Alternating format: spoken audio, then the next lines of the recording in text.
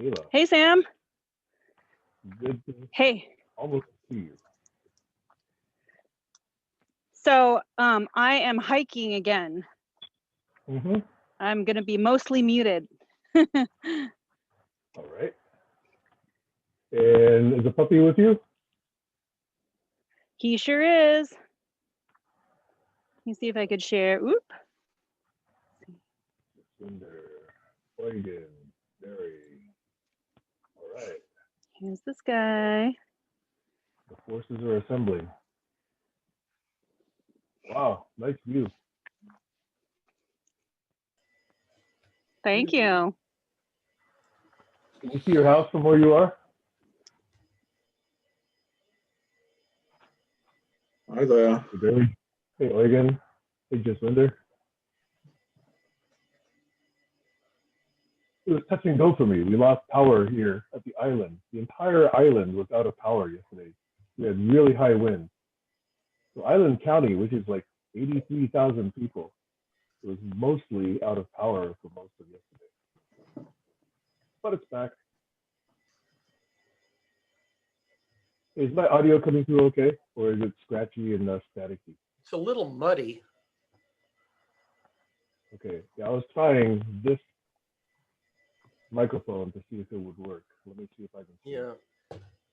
A number of people have fairly muddy microphones, which are just kind of muddy, hard to make out. Okay, I changed my microphone to a different microphone. Is this any? Much better. It's clear. It's got a band. Okay. It's got full bandwidth now. Okay. I have muddy speakers. Well, just like I have to Very extract the old mud from muddy my microphone. Okay. Hello, Oregon. Hello, Kayla. Hello, Barry. Hi, Jazz. Sam. Hi, Eugen. Kayla. Hi, Barry. Hi, Sam. I will also share something a little bit embarrassing. I don't know how many of you guys have actually suffered from any attacks of gout, but I had a severe attack, and I call it an attack because it's really severe, just in the last 24 to 36 hours. Strangely enough, Wednesday, I was completely fine. Thursday morning, I woke up and it took me like 3 minutes to get out of bed because my left ankle felt like either my Achilles tendon had snapped or my ankle was broken.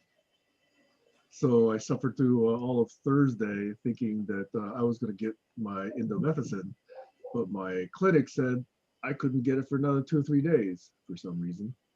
So I went to a walk-in clinic finally yesterday and got it in 3 hours. And today I can hobble around again and I feel like progress is being made. So unfortunately that distracted me for a day and a half. Yeah. Embarrassing to say, but man, it's really painful. So that's part of my check-in. I'm actually happy if none of you had to suffer that. Okay. Well, if it's of any help leading up to the end of the last decade, I was becoming weaker and weaker, and the start of the next decade, which was this one, which is ending this year, I seem to be losing composure. And then I started doing early morning meditation and exercises with a group of people, and I've never looked back since. I thought you said losing composure. Did I miss that word? I thought The that's what word he said. composed, Yes. as in my body was not composed and operating as it ought to be. I was getting weaker by the month, by the year. Yeah. For me, composure means emotional equanimity. So you're talking about physical composure. Emotional equanimity. Yeah. So if you're really kind of out of sorts, I call that losing your composure, sort of going. The thing off of the it rails. is, you see, Barry, I'm of the opinion that this thing we call emotions, they're very hard to define. Therefore, I don't even try. It's interesting because I did my last big research And that's project. another word that I object to, the word interesting. It's like nice. It has no distinct meaning. It's interesting. What do you mean interesting? Well, you know, I mean that I wake up and pay attention when you talk about it. Interesting to me. I'm interested in you ending. haven't paid any attention. I haven't received any attention. No $5 bill or a $10 bill. You're talking about some sort of payment, aren't you? No, I'm Paying talking about attention. That's paying what my attention. granddaughter said to me earlier as well. Hey Pay guys, hey guys, attention. hey Sam, guys. sort this out. We're using different languages or something. Yeah. Hey, we're still in check-ins. So one of the things that we have found is useful in check-ins is that they're just meant to allow people to sort of settle in, not really meant to invite engagement until we finish the round of check-ins. That's the other thing I object to, is that when somebody is interrupting an interruption, how come the interrupter is allowed to carry on? How come you're interrupting me now, Ms. Linda? Because you were It's a recursion interrupting loop. me. I'm complete. My check-in is complete. Thank you. No, I was trying to at least, see if we could complete the round of check-ins. See, Alex, One Just day I'll wonder. get the hang of this thing we call language. One day. I look forward to it. Each day is. All yours, Alex, you had your finger up again. We've already got the universal language, and that's English. Most of the world, if you go on an aeroplane, it's usually everything's in English. Step, be careful, low step, or something like that. Emergency exit. But I guess I spent my life in English-speaking countries, so if I'd spent my life in Malaysia or Singapore or something, I'd have a different idea of what the universal language is. So either we've got it or we haven't got it. You start by saying we've got it, and then you So finish can we by still saying, keep this to check-ins, please? Can we keep this to check-ins, please? Okay, I think we've been trying to figure out what we do now for 3 years. So Alex, was that your check-in, or would you like to I'll finish. start a check-in now? I'll wrap up my check-in in English, and that's it. I'm here speaking the universal language of the GCC Zoom session, and I understand most of the words spoken. If there ever is a word that somebody uses I don't understand fully, I'll ask Jess Winder. Over.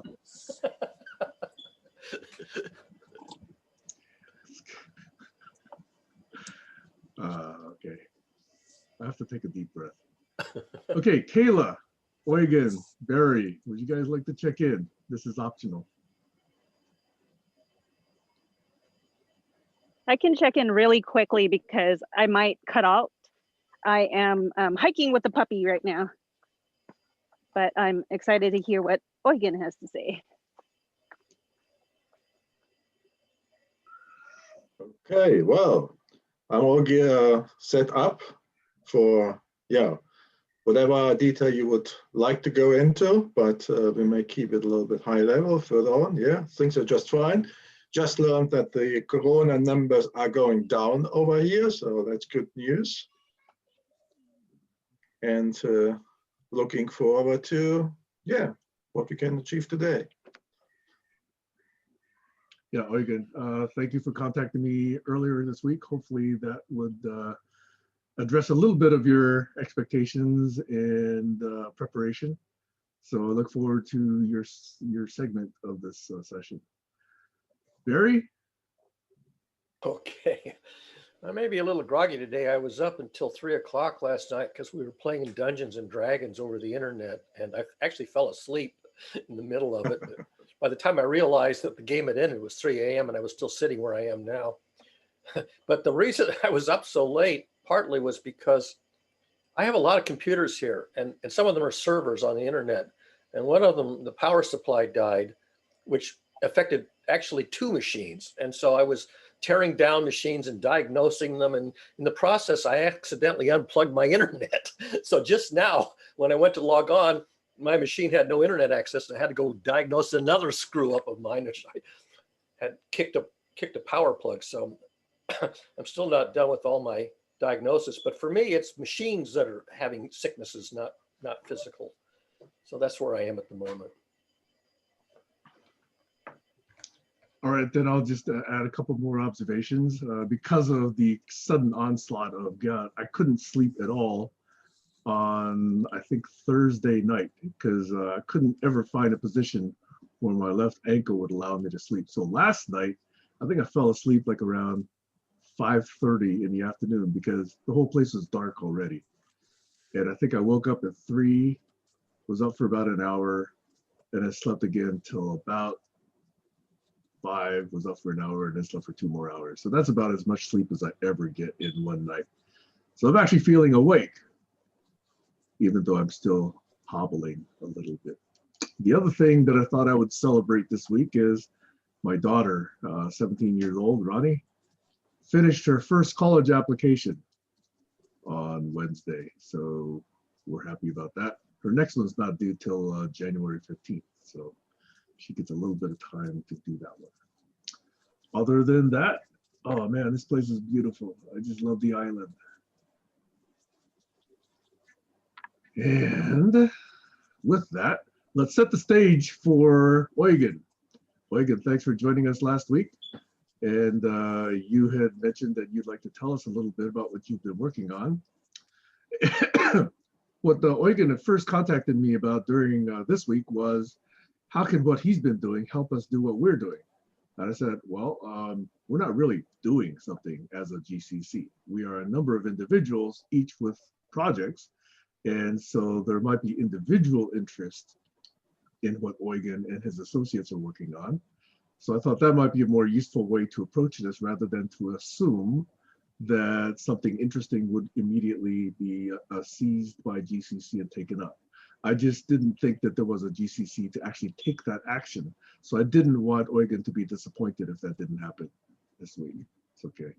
So I am expecting that if it has coherence and resonance with individuals, that would be possible. And that's what we're trying to achieve in this particular session. So if that's okay, if anybody else has any other questions or statements, please come forth, or otherwise I will turn the stage over to Eugen and Eugen, you can take anywhere from 45 minutes all the way up to hour and a half if you like. So it's up to you. Okay? Okay, great. 'Tis yours.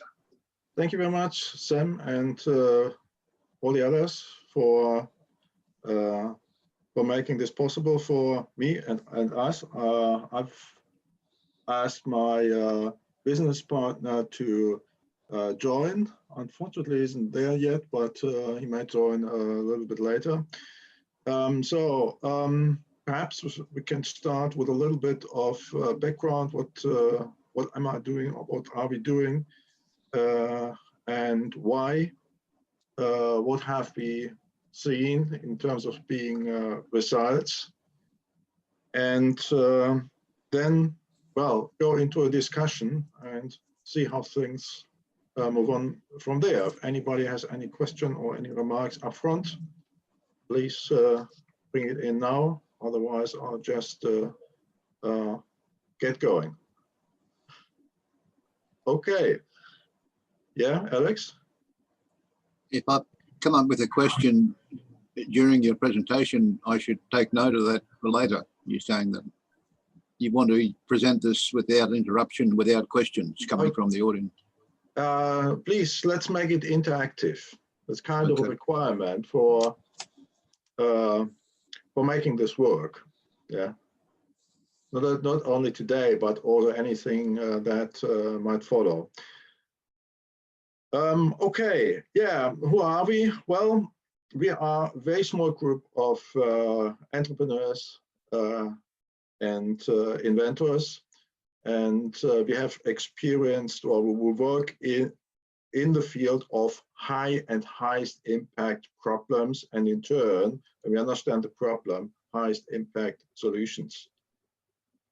So when you say we are a group, are you incorporated? Are you a legal entity? Are you registered in a country as a legal entity?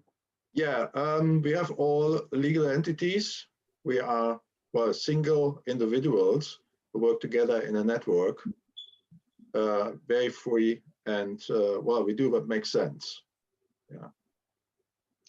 So I've your actually a individual company- networks are incorporated, or the entire group has an incorporated name? We operate now under the name of Idm Framework, Agile Decision-Making Framework. That's the network. Yeah. Okay. All right. As a loose connection of, well, innovators, entrepreneurs. Yes, exactly. Yeah. And well, we have developed, well, actually something we call the IDM framework. It fills some gaps in today's agile solutions, particularly if you want to scale it up. Now, why are we doing this? Well, eventually it turned out, even with the agile decision-making framework, that was, of course, impacted by Corona as well, but it turned out to be tremendously difficult to make progress with these out-of-the-box kind of things. And so we ended up more and more heading towards sustainable development goal activities. And there we are arguing now, well, if we do not speed up our efforts drastically, Mother Nature will take over and make the decisions for us. So that's one of the reasons why we're working on this really hard. And what sorry, let me have a look at my notes. Well, when we look into how things are done today, then we see that there are plenty of high impact solutions around. There are countless innovations for all sorts of different fields, energy, social matters, but they just don't get into they just don't fit into the models or paradigms used today. I've personally stopped pursuing my innovations simply because it was impossible, or it had become impossible to get them through the system. And I saw around me many other people who experienced exactly the same. So personally, I now focus exclusively on the question, what are the most damaging root causes of this situation, not just for me, but for many others, entrepreneurs and innovators. And from those, what are the lowest effort yet highest impact solutions? Well, on a personal base, I've actually achieved a number of things before. Basically, until 2005, roundabout, what I did was welcome. It was implemented. Actually, we got sort of an agile decision-making framework in production. It was more than that.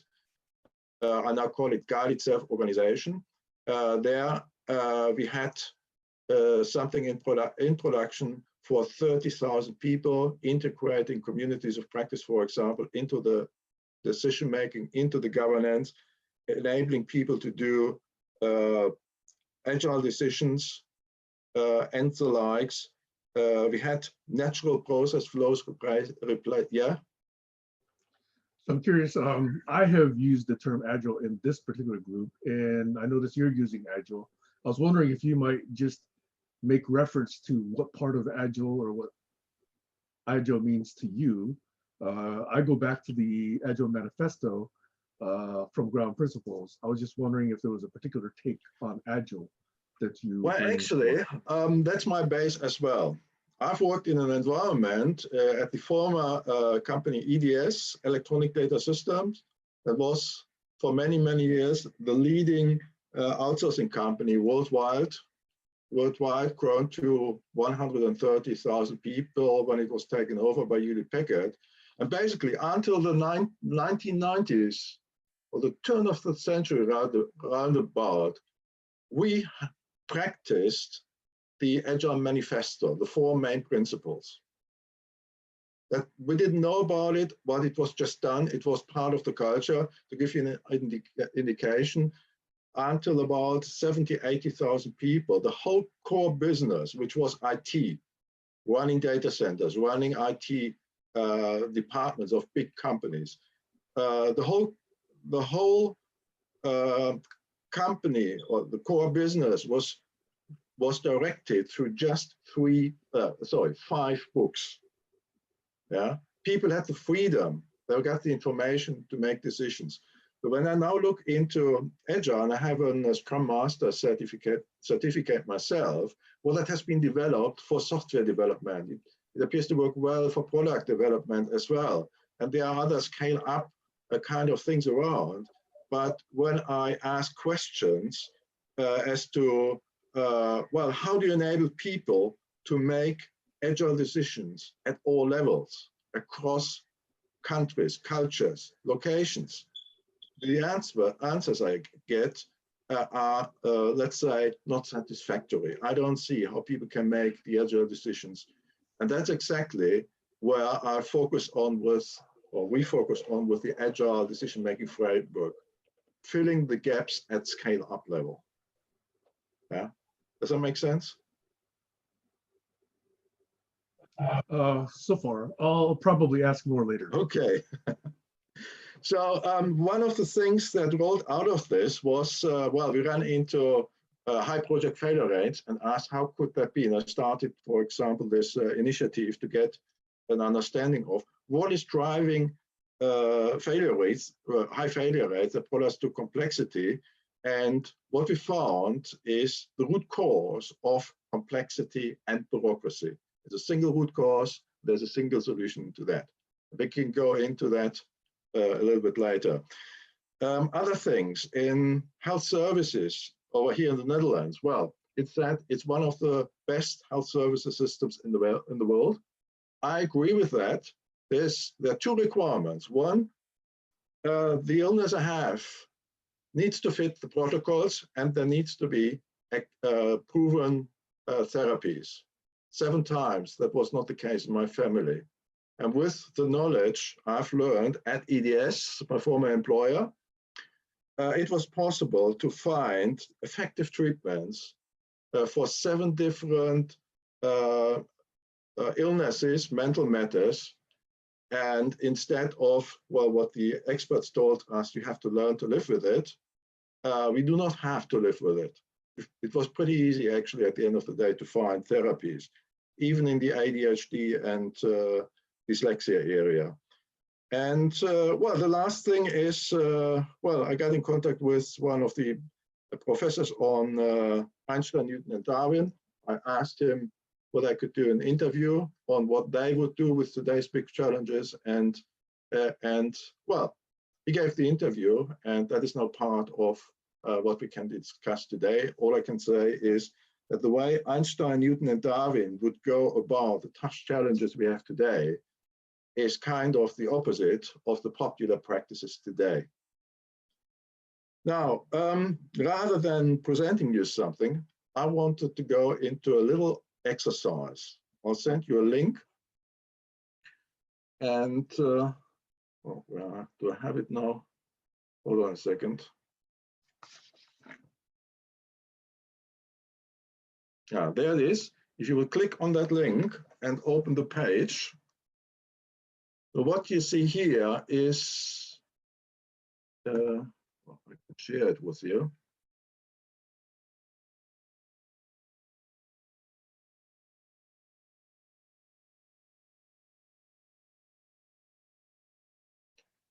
So if you open the page, you can do it yourself.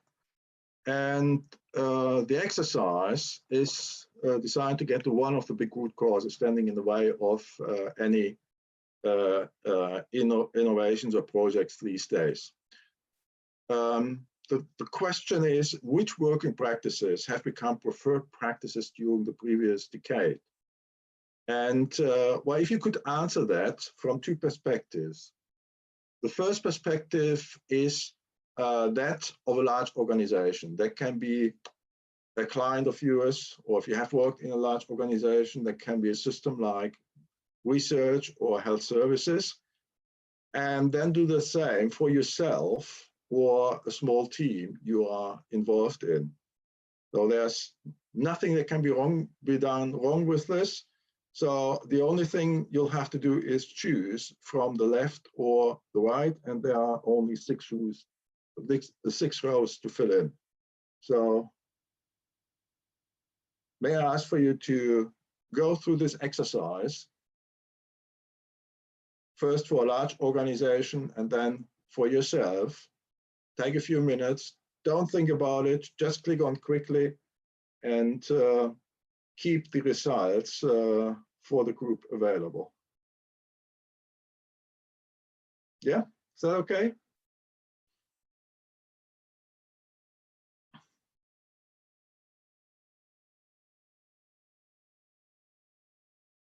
Oh, it's 7 votes here, I see.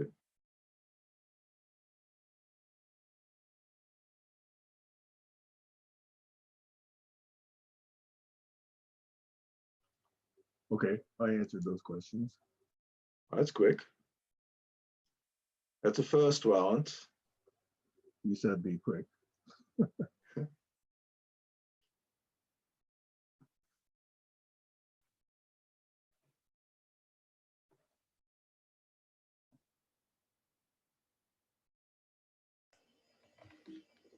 You don't want us to submit these, just keep them handy on our own Let's screens. pause them for a moment until everybody is well. If you want, you can afterwards put them in the chat.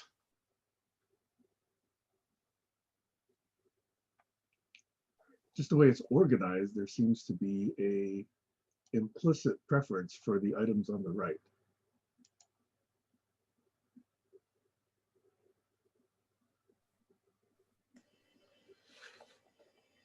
Having only 2 choices is not very agile. I would like to go some in betweens.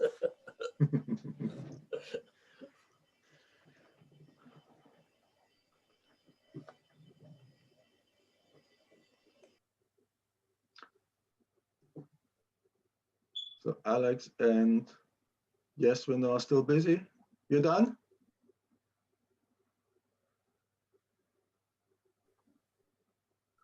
Alex is I muted. got one last question to answer. Okay.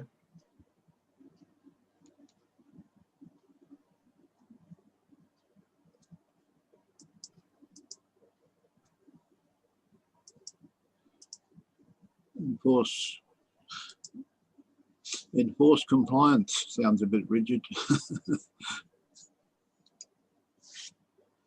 Okay, I'm done.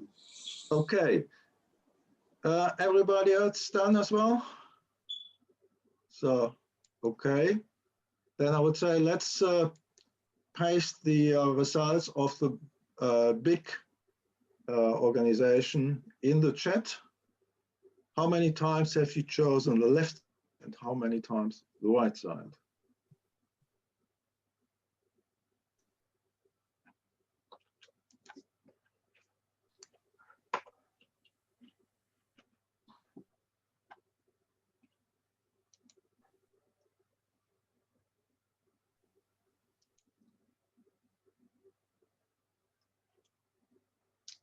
Eugen, Yeah, Martine has arrived.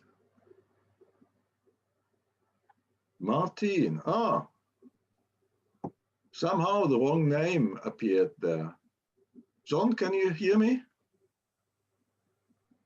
Oh, your microphone is still on mute. Ja, kan je horen. Okay. John, you are listed here as Martine Blinker. Strangely enough. Okay, but the one who just joined is my business partner. He has helped me a lot in bringing things to where they are today, especially in helping with the videos. And yeah, welcome, John. This is the GCC team. We are in something that's called barn grazing. And I've just started going through the exercise. And I would say, let's go on here. I wonder, should we have a quick go around, everybody, 1 minute to introduce himself, herself? So before we do that, John, what is your last name and what time zone are you in? I'm in the Dutch time zone and my name is John Scholz. I'll put it into the chat right now. Okay, thank you. There it is. Okay. Okay, I'll Okay. start. I had 2 items on the left, 5 items on the right. Okay. Then we have Barry, 3 left, 4 right. Alex, 2 left, 5 right.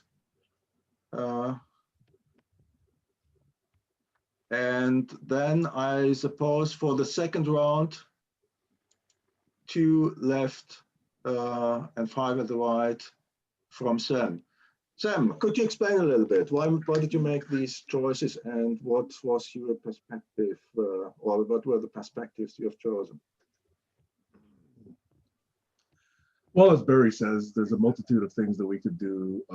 These don't appear to be the universe of options, but it is useful to analyze and then resynthesize. And I don't know what this statement, when the challenge is complex, apply self-organization means. Whereas I do understand what split complex challenges into parts means. So that's why I chose the left on that particular one. The other one that I selected the left on was define what you're talking about versus use patterns everyone could have somewhat different views. Whereas that use pattern statement is also useful.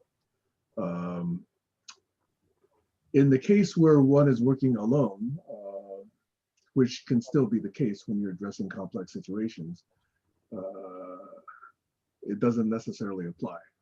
Whereas defining what you're talking about often gives insights onto what your perspective is based on the terminology that you're using, and then reevaluating that could lead you to different perspectives as well. Whereas if you never get explicit about what you're talking about, then you're kind of in this haze of understanding. So that's why I selected the left item of that particular row.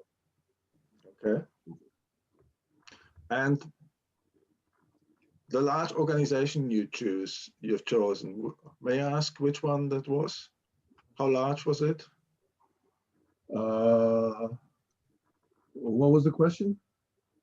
Well, one perspective, well, the first round of going around about this was to do it with the perspective of a large organization or system in mind.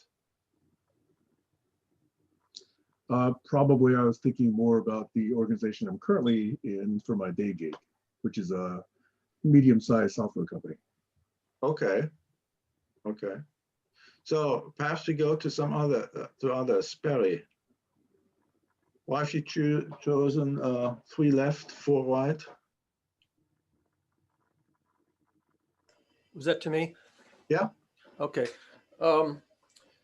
Yeah, I had some of the same issues that Sam had. I couldn't quite understand the meaning of some of the other ones, so I tended to choose ones that at least I knew what they meant. First one, I chose split complex challenges into parts. In fact, way back in the 1980s, I wrote a very short, almost a 1-page paper on exactly that. How you would achieve a goal, and I split it into something like 6 or 7 layers with different people, and I call that the calculus of ideas. So that's pretty fundamental.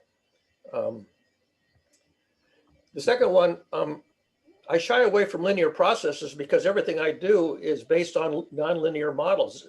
Almost nothing is linear in our culture, and if you try to model it as a linear system, you just go off the rails. So I didn't choose that, and then that meant that I chose the one on the right, natural processes.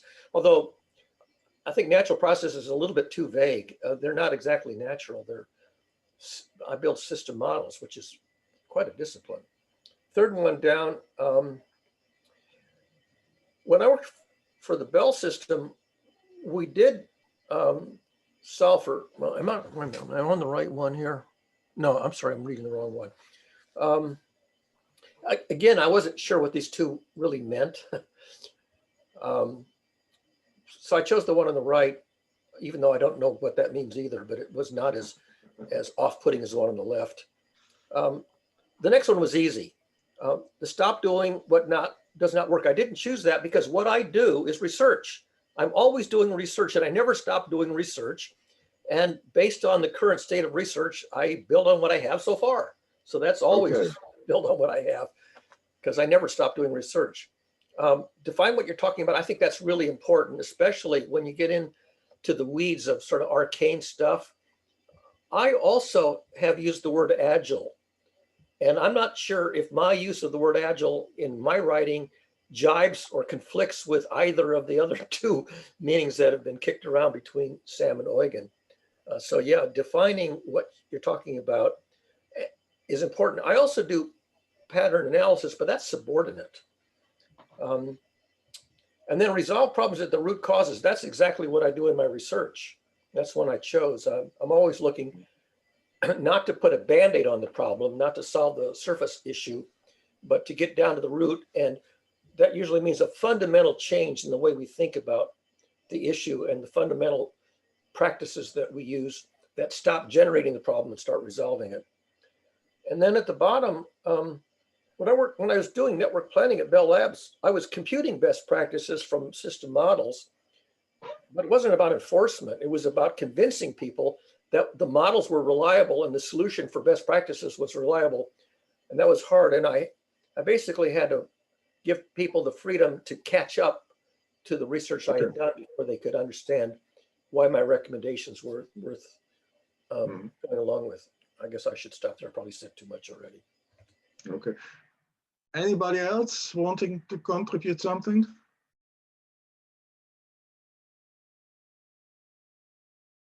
Otherwise, I continue with some other input because I've done this exercise many, many times now in workshops and one-on-one. And what I observe here is relatively small organizations of personal information that was used. Alex?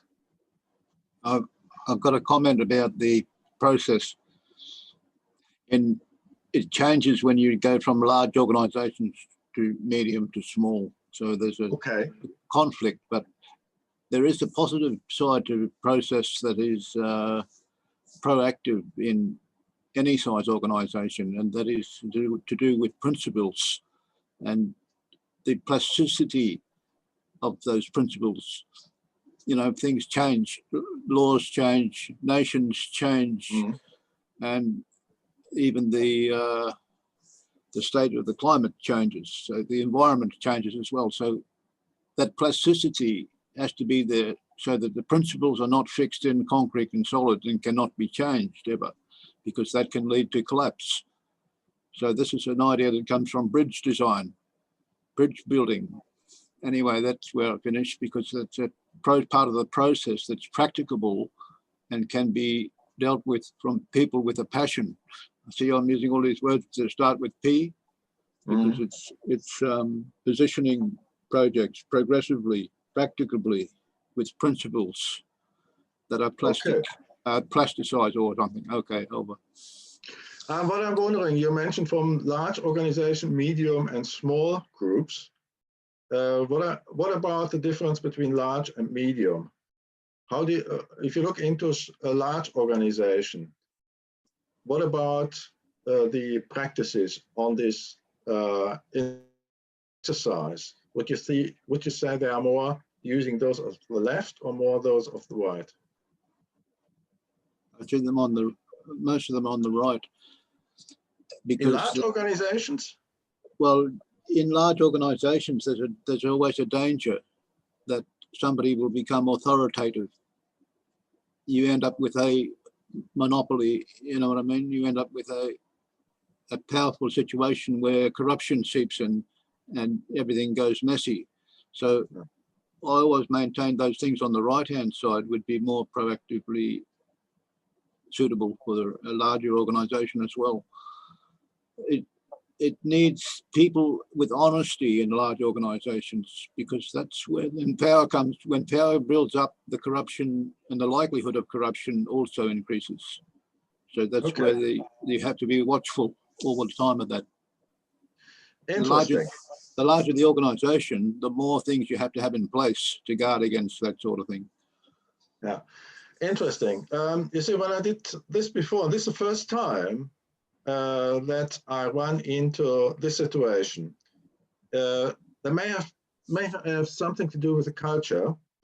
In the others, the people, when they looked into large organizations, they consistently answered they use the practices of the left side. When I look into other organizations or into Agile, well, that's more the right side. And it went a step further. We have these best practices in business, like governance, project management, and so forth. And the consistent response was that they are heavily into the left side. Yeah. And today is the question, well, what do we need? Over here in particular, people kept saying, we need to move from the left side to the practices of the right side. But in the real world, well, we have these best practices in place in organizations. And if we want to bring them in, how do we get the people on one page? Is a big question that remains to be answered. And well, I want to go into that. And for that, I'm now opening, let me ensure I start with the right one. Hold on a second.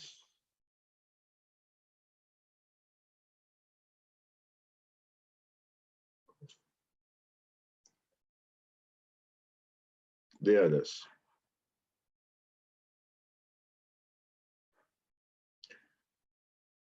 So for this, I want to make a little step back and have a look into phenomena. Now, phenomena are observable facts or events. So for example, when the temperature crosses the freezing point, and I hope you can see my page now. Can you? No, I don't think so. Did you want to share your screen? Yeah, I thought I had done this, but so now it should Okay, work. now it's coming up now. Yeah. Okay, there it is. Come on.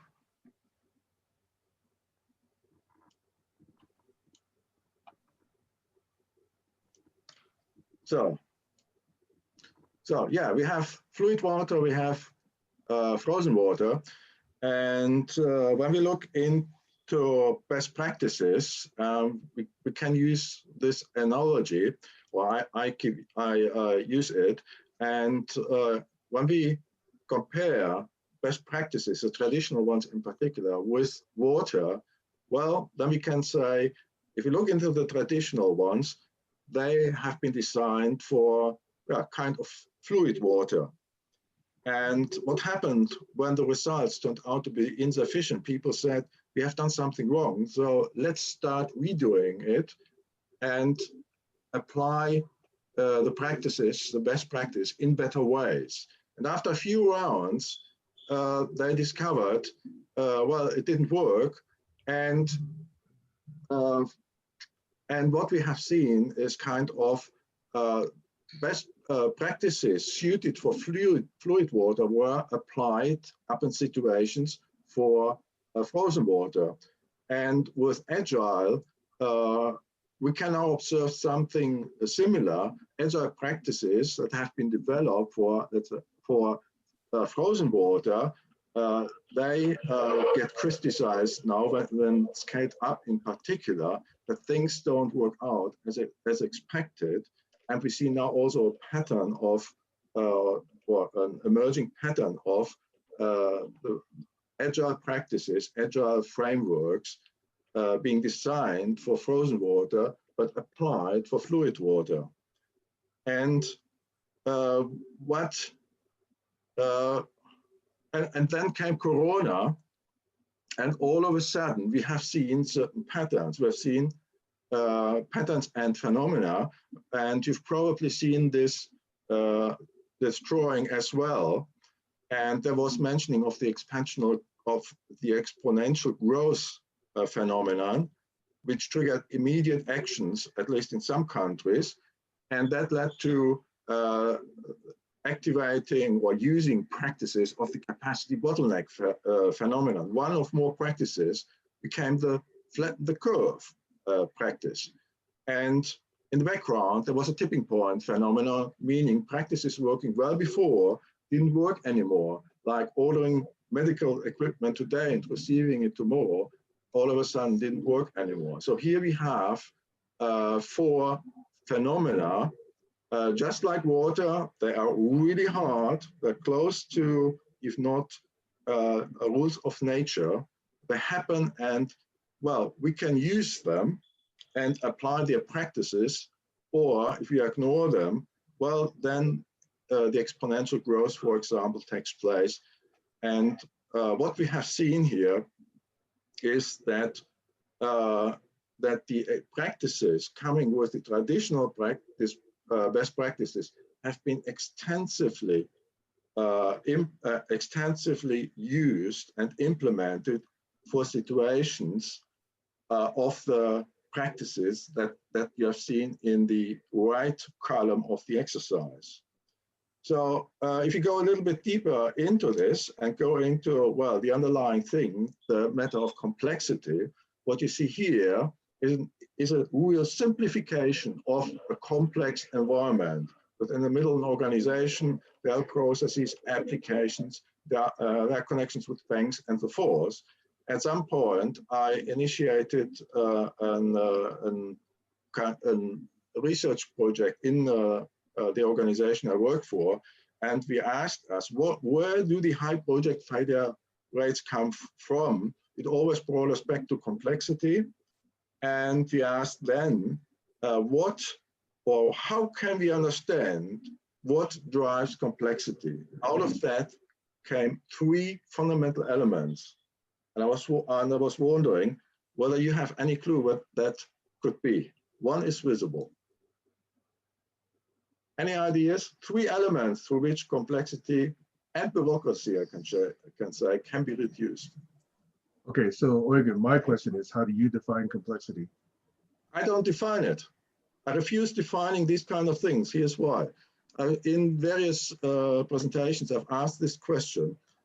How long? Well, let's define complexity. How long does it take to define it? Well, months. How much does it cost us? 30,000 euros. What happens with the $30,000? Doesn't make much of a difference. And then what happens with the definition? Well, people answered consistently. It disappears in a drawer. So in the business world, this makes no sense, doing this, as we cannot communicate it. And the other way to go about it is to look from the user perspective into this. So my approach to complexity is, well, when we need a change and we cannot oversee the implications on a whole chain, then it's complex. That's the approach I use for complexity. So everybody can have a somewhat different view to it. As long as we understand each other, we can make steps. But if we would use definitions, well, we would get lost, or, well, would have long discussions on trying to understand each other. Alex, your question. Definitions, certainly. Do you want to go some more, Sam? You got some more to put in? I'll go after you. I was looking at the complexity and the issue of large health organizations, because they, generally speaking, have to be proactive in the humanities side of the issue with governments and countries and larger organizations where there is a lot of complexity, because healthcare is a basic sort of ingredient to a smoothly flowing organization, large or small. And health services need that commonwealth to be behind it, not a private enterprise. Otherwise, you end up with a situation where the poorest get nothing and the richest get the best medicine available. And so there's that point. But the other point is color lines. When those lines on the graph, they follow patterns, and some of them grow smoother, join up with others because they're linking in a way that is natural.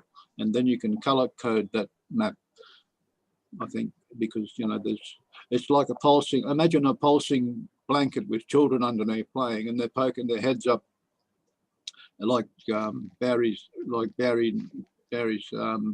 machine with the heads popping up, with the monsters popping up, and he's hitting them down again. Another one pops up. If one pops up that's interesting and it's progressing the situation forward in the desired direction, you can grab that one grab it and hold on to it for further examination and wait for another one to pop up like that. Because if you can observe a complex situation from a distance, knowing that there is good stuff in there, then you'll be able to keep an eye out for it. When it arrives, you'll know it intuitively. Yeah, that's an interesting way to go about it to me. Yeah, one of many ways one could approach it, isn't it? Yeah. Sam, anything? Yeah, in fact, in a sense, I do agree with you. If you insist that a group converge on a single definition of any term, not just complexity, that could take weeks, thousands of dollars, etc. So I kind of agree with that. However, I come with a less restrictive approach, which is it's useful for me to understand your notion of what complexity means or any other term. And I believe it's also useful for you and others in this conversation to understand what I mean by complexity, and likewise pairwise for every pairwise combination of us. So if complexity to me is not a description of a system, which it's not, to me, the word complexity does not describe a system. It describes our limited capacity to understand systems. And so, you know, other people would use complexity to describe systems and how they're interrelated and the various subsystems and the dynamism of all of that, okay? And which are components of why we cannot understand it. So if I bring that set of notions and other people bring their set of notions, then I can understand their comments, they can understand my comments in the discussion, even without a universally accepted single definition of the term. Over. Makes sense to me. Thank you, Jim. Listen, yeah, makes sense to me. I don't claim to hold the truth. I'll offer something. You have an approach to it. Others have different approaches to it. The challenge is to find, at least to me, the challenge is to find a common understanding from which we can make real progress.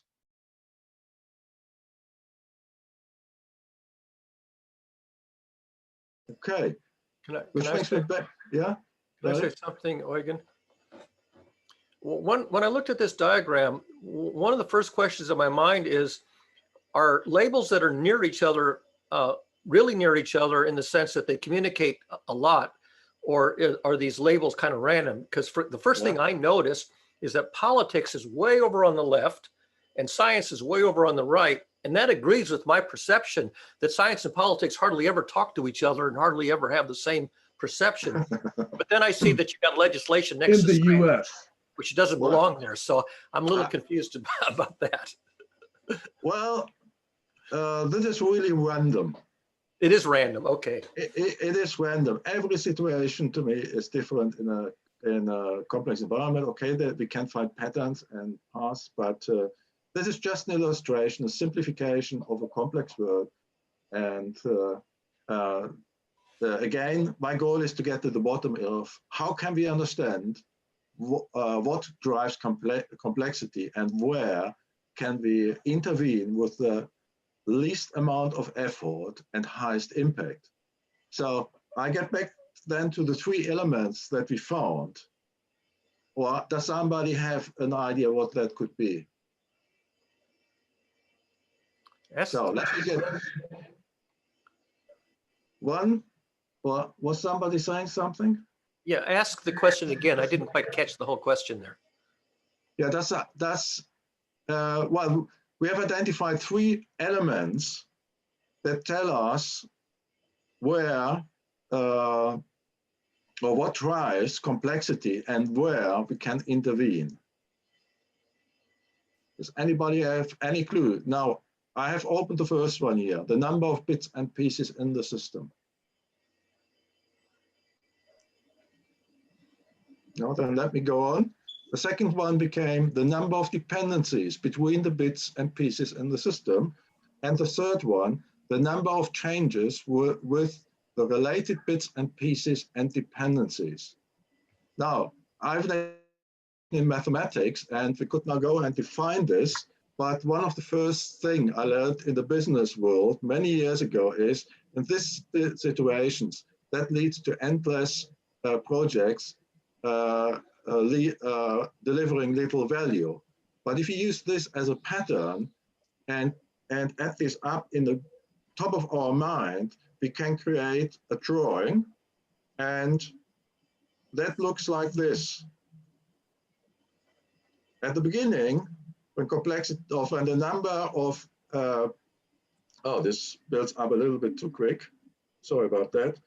In the beginning, when the complexity is low, in other words, when the number of bits and pieces, the dependencies, and the number of changes is low, we have a low level of complexity.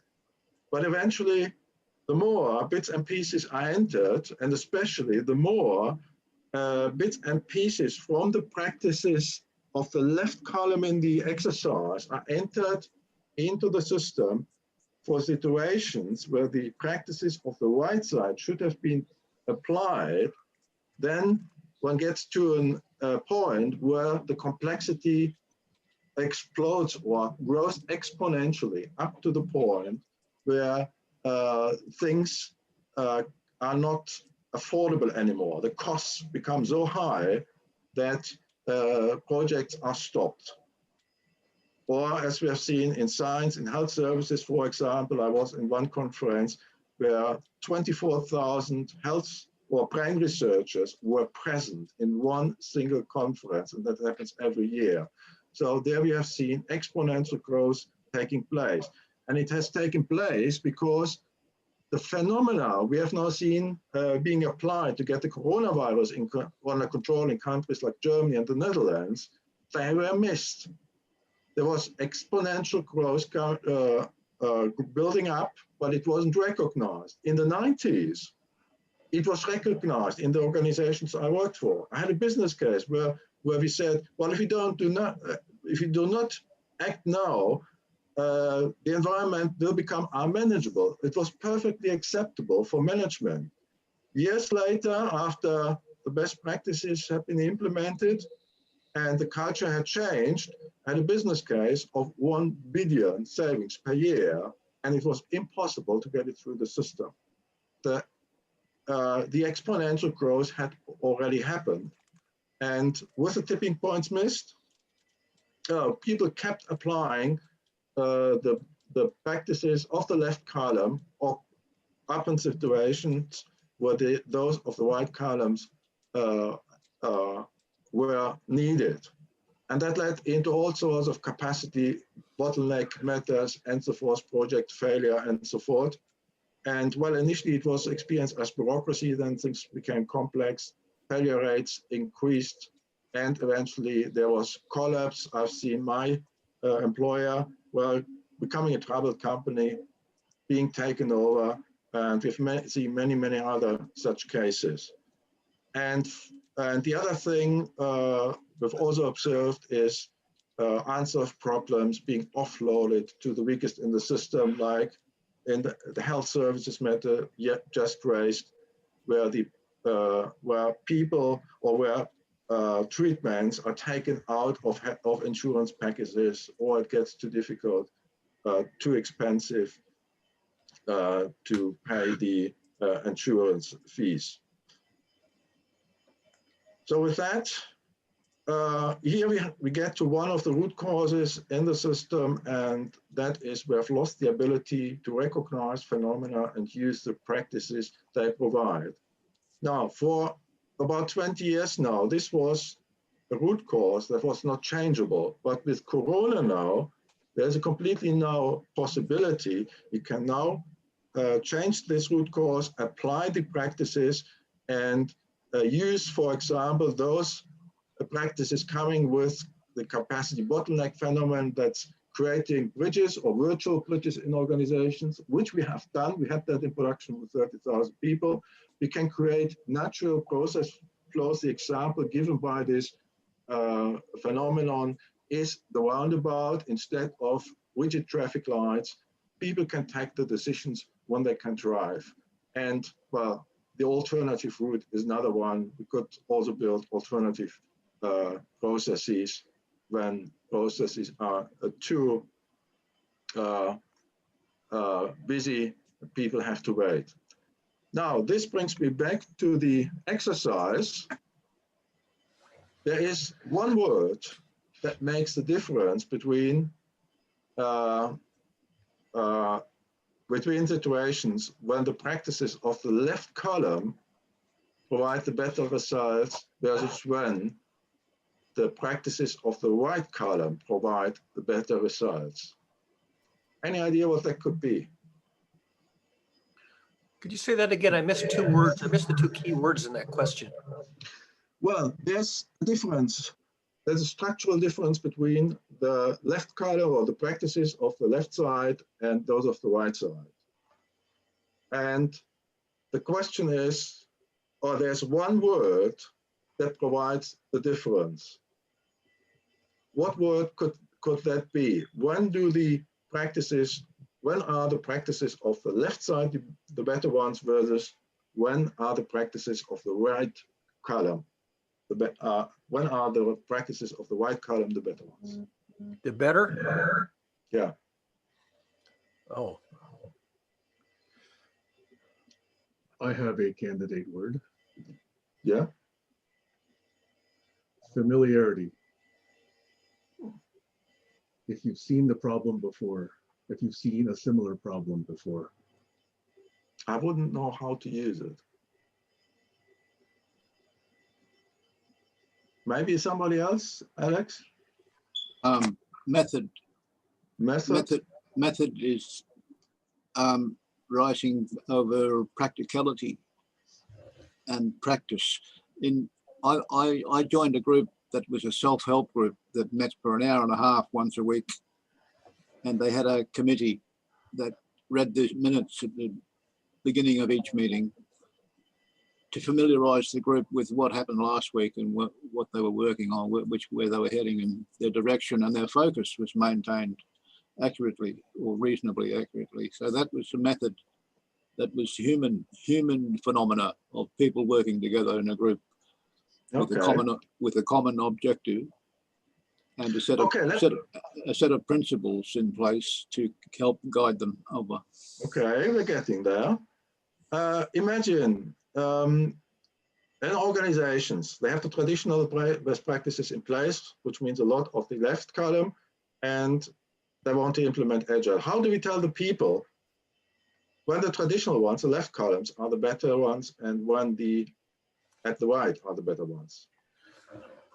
one thing that comes to mind is maintaining infrastructure versus innovation.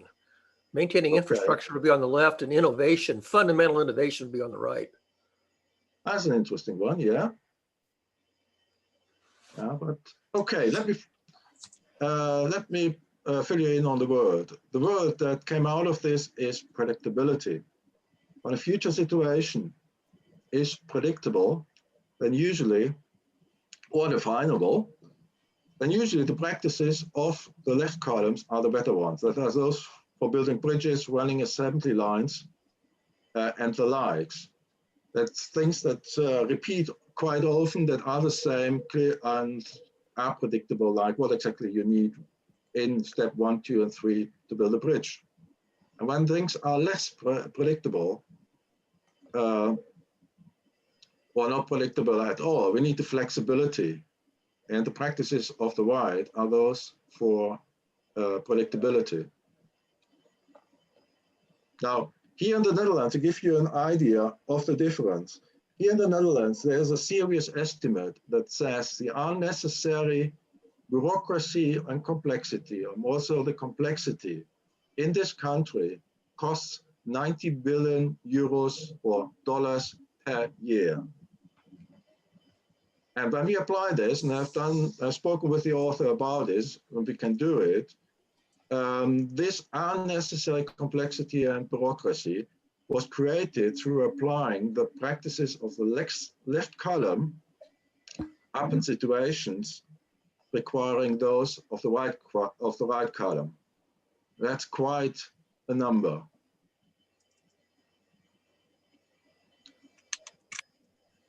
Anything else on this? Does it make sense? It makes some sense. Anybody else? Yeah, I think there's an interesting discussion to be had here regarding definitions and terms and words, because your notion of predictability, which I agree with, is very closely related to familiarity. So I see the connection there, whereas when familiarity was brought up, you didn't see the connection with it. So that I find curious. Interesting. So we actually meant, we are actually close, but the way I interpreted familiarity was different than the way you use it. Okay, but I clarified this. Thanks very much. Okay. So let's see what else we have here. Sorry? Alex has his hand up. Okay, Alex? I was just looking at some security principles in an operating system, and I noticed core isolation. That means there's an organization focused on governing a larger area of business concerns, like a health system or a country's infrastructure. The core processes or the core management team can have an isolation area where they're not affected, their processes and decisions are not affected by the successful failure of the larger system. It means they can continue to work on problems that arise even after the collapse of a. Okay, thanks. Okay, anything else before we move on to something else? So what first of all, would this help, Sam? I was curious in the derivation of these 7 questions. What history or what evolution evolved in order to come to this particular presentation of these 7 questions? Oh, that's a good one. 2? Did you start from 50? You know, did you do it in a couple of months? Did you do it in a decade? I was curious about that. Well, first of all, we tried to present predictability, align it with complexity models and so forth. But the message didn't get across. People agreed to it, but didn't get the message. So eventually, I did it in workshops and started with about 10. The trick is not to learn when these exact practices should be used, but to create the insights and the learning so people can recognize practices of the left, whether they're on this list or not, and practices of the right, and can make the decisions themselves. So the only additional thing they need then is a policy saying, well, when you do something, when you use a practice, the policy is, if the situation is predictable, use those of the left side, otherwise those of the right side. That's how we arrived at this. And it took many years, I can tell you. And I realized that over here, but that may also be because many people that participated work for larger organizations. It resonated really well. People found the reason why there were so many conflicts between people propagating traditional best practices and those doing agile practices or wanting to go to agile. So you say many years, approximately how many? Well, I discovered the root cause in 2008. Yeah, 2008. And must have been about 5 or 6 years ago when this exercise emerged.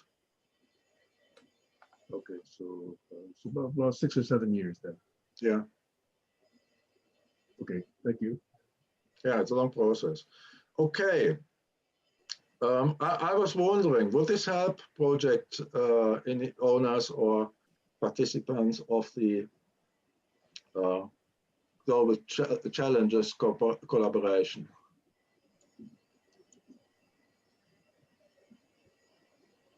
And it gets quiet. Shall we have a look? Yeah. I usually have to ask something to be repeated twice so I can get all the words. Sorry. Would this help members of the community with your project?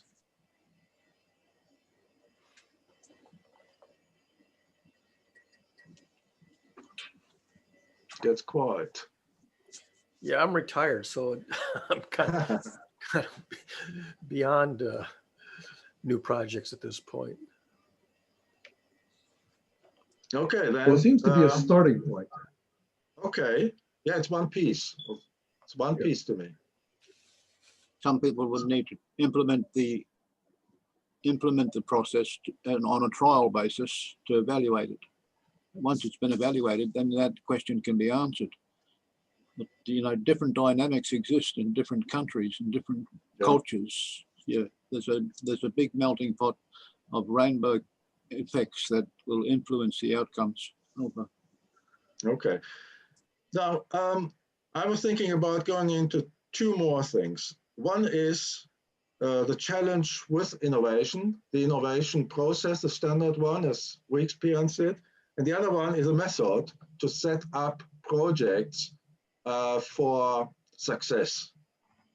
And that method differs from the popular ones like PM2 or IDM. Does that sound interesting to you? Any preferences, method or identification of innovation tracks? What fits us? What's the choice? Sorry? What's the choice? The choice is between, choice one is the current innovation process or track versus the one that's needed or versus innovation tracks needed in today's world. And the other one is a method to set up any project or initiative for executability and drastically reduced risks.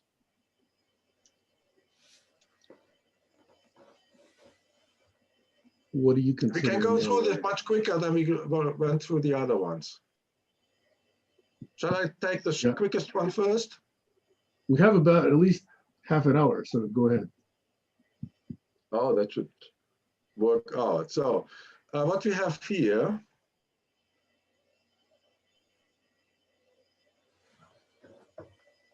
is this method. That's a method that has been used by government organizations here in Europe in developing countries. It's called goal-oriented project planning. We have added a few small things and call it now enhanced goal-oriented project planning. The way it works, it starts like any project, asking questions like, what are the expectations, complaints, and problems? And what are the actors? But there's quite often a difference, at least over here. When we ask for actors, what we see quite often is that the difficult actors are kind of put at the sideline or left outside initially. With this method, they need to be in and participate right away, because that are probably the people that bring the big obstacles on the table, and this way they can be addressed initially instead of waiting until they come on the table and make projects fail. The other difference, the typical ones, is again over here, is a question which internal and external experienced experts can increase the chances of success. And what we see here quite often is that a method is taken, the method experts come in, but the experienced experts are kind of left outside. So what is done next is the input to this question is put up on the wall, similar as to how it is done usually. But then in the second step, what is done in the second step is to identify the changeable situations, problems, or root causes hiding behind the expectations, complaints, and problems. The reason is simple. If we build a project on problems, but that are not changeable problems, it becomes an endless story. So when we have a changeable situation or changeable problem, then we can really change something. And the other thing is, those are put into a hierarchy. And the hierarchy is such that the situations or problems, but specifically the problems with the highest impact damage, end up at the top. And this way, one can focus on the high impact information and ignore all the details. And we have actually done this with the guided organization thing I mentioned in the beginning. 6 root causes and 42 of these points were sufficient to understand a highly complex situation. And at the end of the day, when we had it in production, we discovered that problem situations were solved that we had not been aware of. They had been solved because the higher level root cause of the problem was solved. Now, the next point is transform the changeable situations into specific goals. Not the top or the highest level goal, that's less relevant here, but to really make it possible for people that participate in the project to understand that the goals that they need to address, it's broken down in this hierarchy. And again, it doesn't need many of these goals to create the specific goals that really that the people can understand and align with. And the next question is, well, the next step is to identify the executable solution framework, and that's done from the question, what solution framework provides the highest impact at the lowest possible effort and risk for all the identified goals? Now, why is this important? Because it's not done on a goal-by-goal basis. Then we would be moving forward with a linear approach, but we are really searching here the lowest effort but highest impact solution framework. And when we let go of the question, or when we let go of the individual pieces that we identified, then we can get down to a much deeper level. And this was also how we identified a simple solution to bridge this broken communication gap between organizations, locations, and the people at the workshop floor. And then the verification. The participants in this workshop, usually 12 people maximum, brainstorm obstacles and blockades, and they can be sent out and come back with things that need to be discussed with an executive or whoever. Well, eventually, 2 seconds, please, Alex. But eventually, they decide together whether the solution framework is executable. Not somebody far away or in an ivory tower or wherever. It's the participants that decide whether it's executable or not. Alex. I can see several situations running where a sandpit would be workable. When you're trying to launch a system to experience some kind of growth and resource control, resource allocation control, so that it doesn't blow out or run out of supplies, then you experiment in a sandpit first, where anything can go wrong, and it doesn't matter because you're in a sandpit, right? You've got controlled borders, and you're just experimenting. So sandpits would work in several of those areas, probably 2 and 5. Okay. Well, this is just a workshop. In the ideal case, it's only one workshop, 2-3 days. In larger situations, it requires a few workshops, and that's it. That can be repeated later on to check whether a project is still executable. Any other questions, remarks? Oh, by the way, summary. Well, Alex? Partitioning, I noticed there's a lot of virtualization going on in the computing world, and they use partitioning to run operating systems in virtualized environments. Yeah. And that's a handy way to experiment with groups that are brainstorming obstacles and trying to work through systems that flow better, goal setting and all that stuff. Yes. There's a lot to take in there, by the way. Over. Okay, thank you.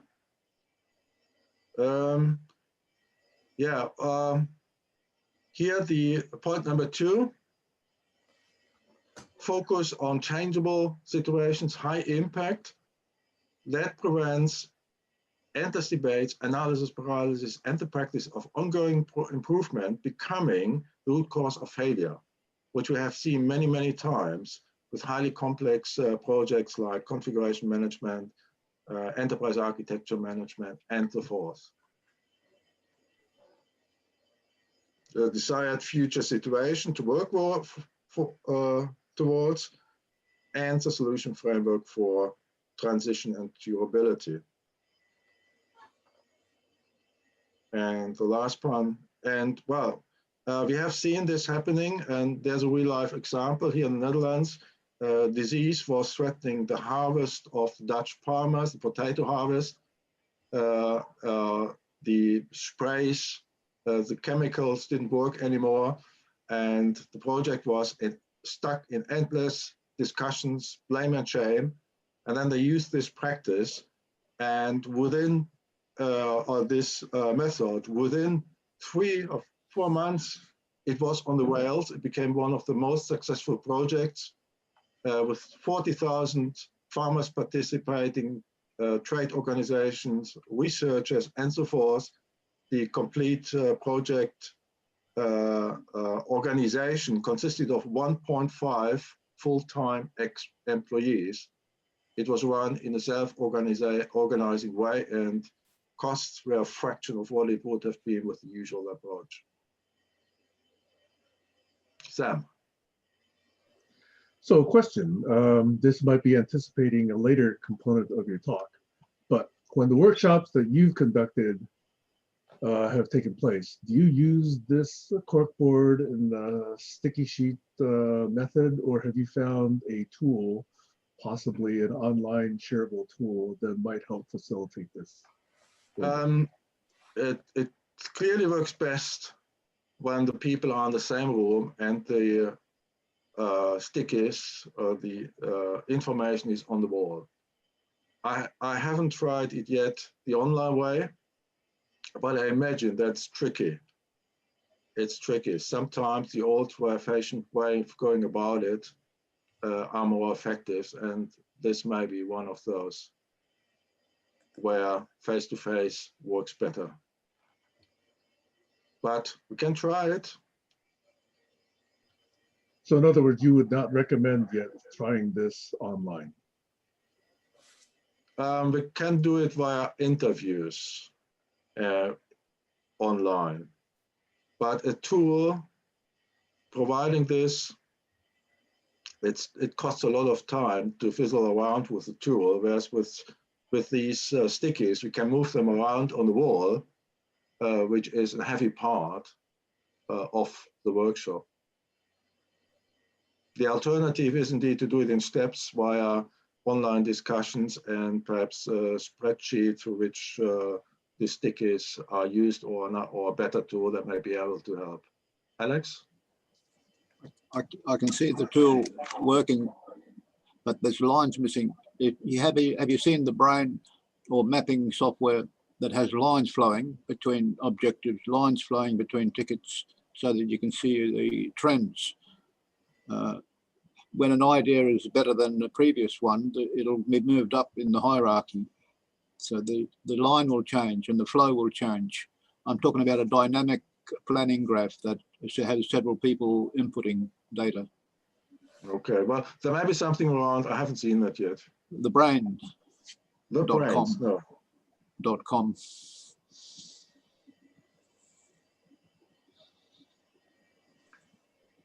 Okay, well, this was this method.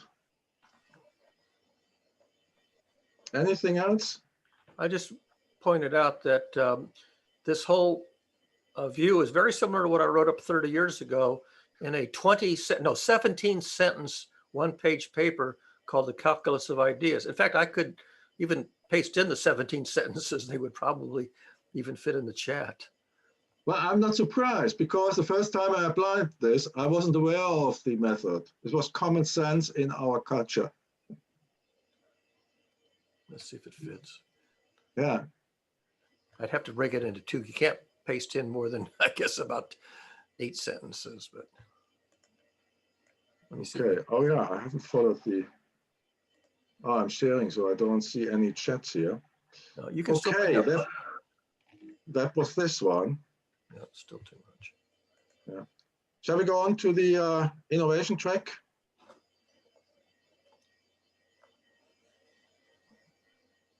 I don't hear yes or no, so I'll quickly go through that then, if that's okay. Go ahead. So, oops. Go on.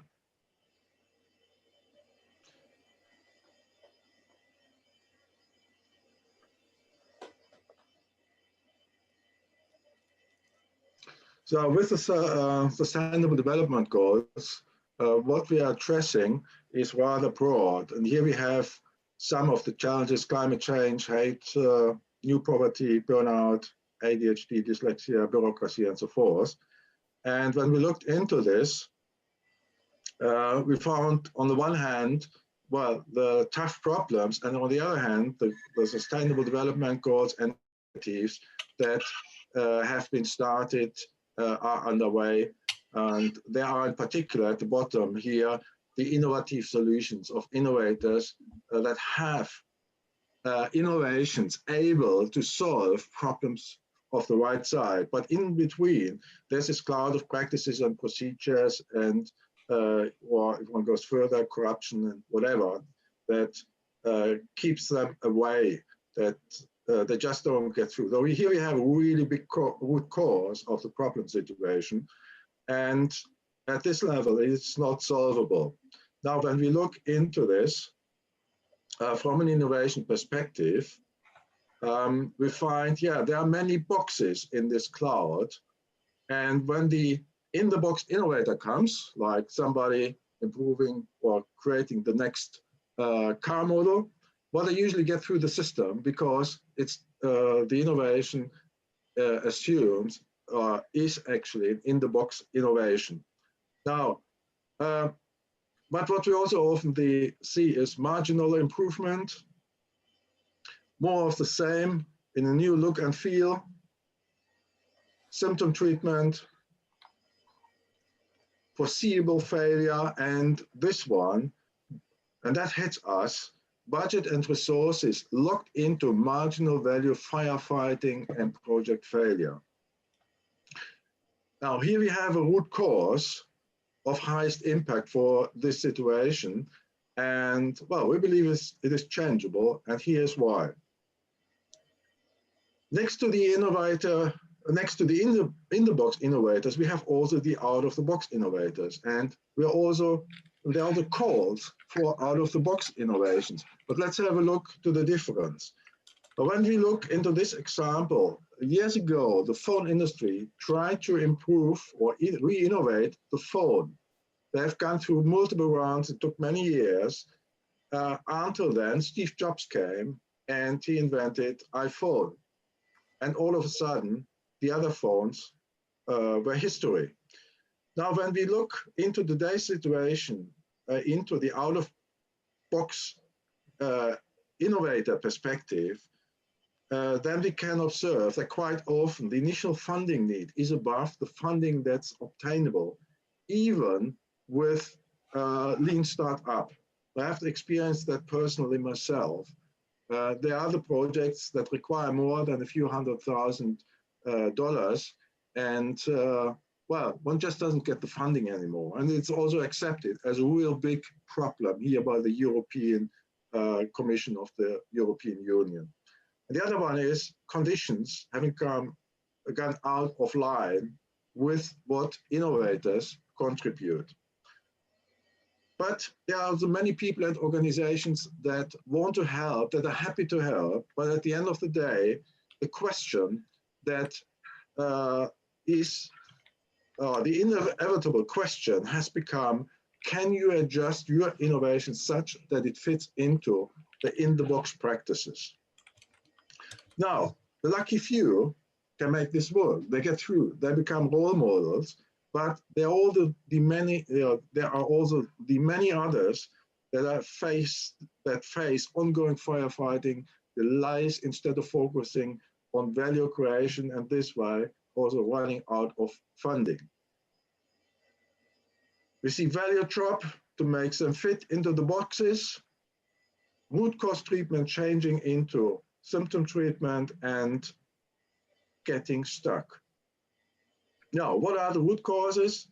Well, here we have two, and for those two, we couldn't see any way in how these can be solved, but it led to something else. This is an in-the-box innovation track. We need a complementary out-of-the-box innovation track, and here is how that can look like. Come on. That's our proposal. It doesn't have to cost any additional money. What we can do is easily move 30% of innovation budgets to this track. Prioritize the innovations by value creation for the wider environment instead of moving them into the boxes. And then from the perspective, highest impact at lowest effort, costs, and risks. And then the innovators are coached to see lessons learned, root causes, phenomena, and solutions thereof. And with that, they can then take a first decision themselves as to whether they want to go forward with this or not. And the next part is the innovators, experts, and representatives of the groups involved meet in one room. Not everybody in different organizations and different ivory towers and a single one saying no, but they meet in one room, listen to each other, and with that, they go through the same education and coaching as the innovator, and they create then together an executable solution framework with the method we've just introduced, and they decide together whether the project or the innovation is executable. Now, the next part is funding. When it is in the highest impact innovation and no-brainer, funding takes place immediately. Otherwise, as I said, tied by highest priority first until budget is exhausted. And the last one, the track is led and supported by experienced out-of-the-box thinkers and doers. And this way, well, we have a solution, in my experience, for this root cause. And what people can do is, and let me go back, people can learn early on in any initiative or project what could hit them and start thinking about corrective actions. And with a little bit of this method I just introduced, it can be quickly established whether it's executable or not. That's this innovation trick. Any feedback, questions about this?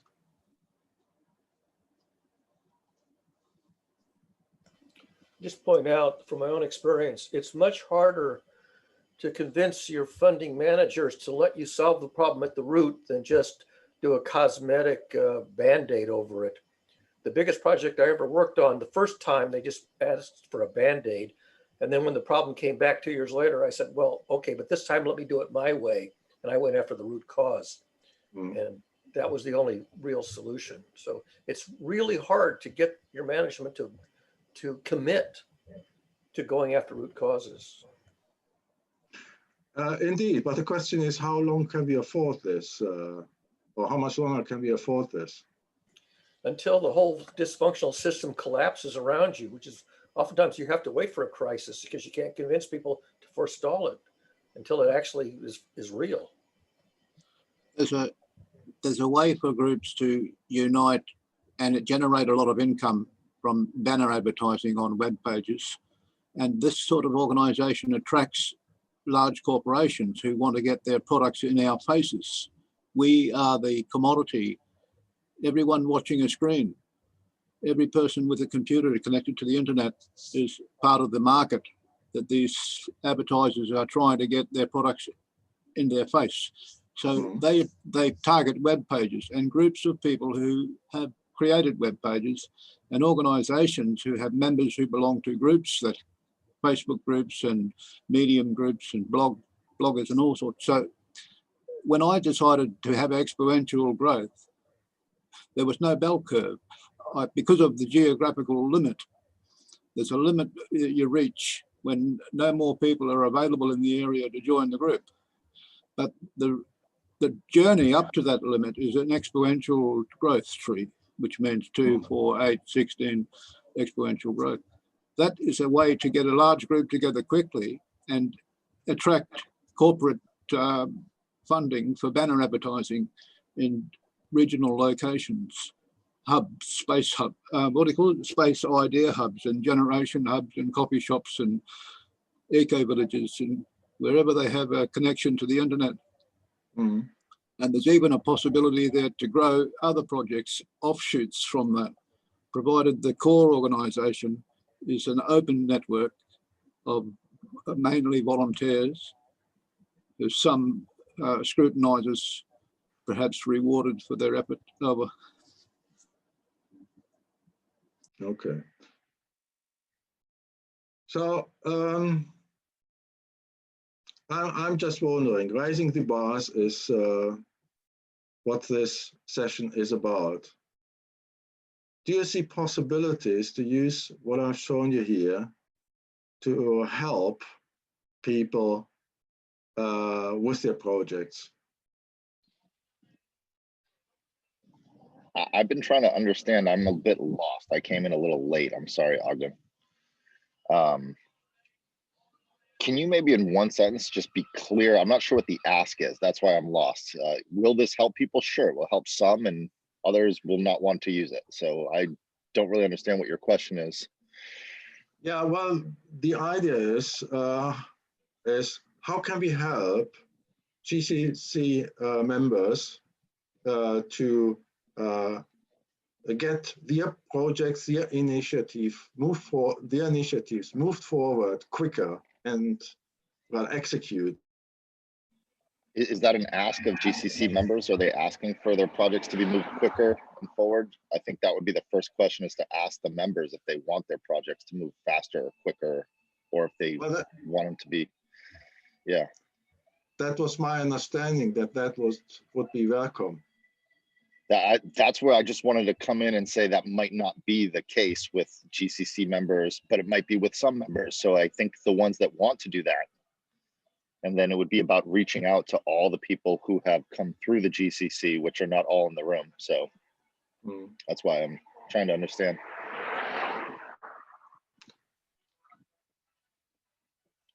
Sam? So I think that there are some useful suggestions here. The mapping that I make is to Buckminster Fuller's trim tabs idea. That if you take a look at what is changeable, what do you have in your control? What is a tweak that you can make that is possible? That might be one way to look at applying Fuller's trim tabs idea. So that I see as a connection, that I see as useful. I still think that there's a lot of other stuff here that I would have to think about first before I understand it. But that part I do understand. Over. Okay. Any other feedback? Joshua, did I respond to your question properly? Yeah, unfortunately, my screen was so small. A lot of the writing is in such tiny fonts. I couldn't read everything and I couldn't grok it quickly. Is there any way that I can get my hands on that PowerPoint presentation to look at it on a big screen? Oh, absolutely. It's available as video. Okay, if you put a link in the chat, I would love to. Well, it's part of the, how shall I say, the playlist that went around before. I shall put it in the chat once more. Hold on a second. But in the meantime, just go on.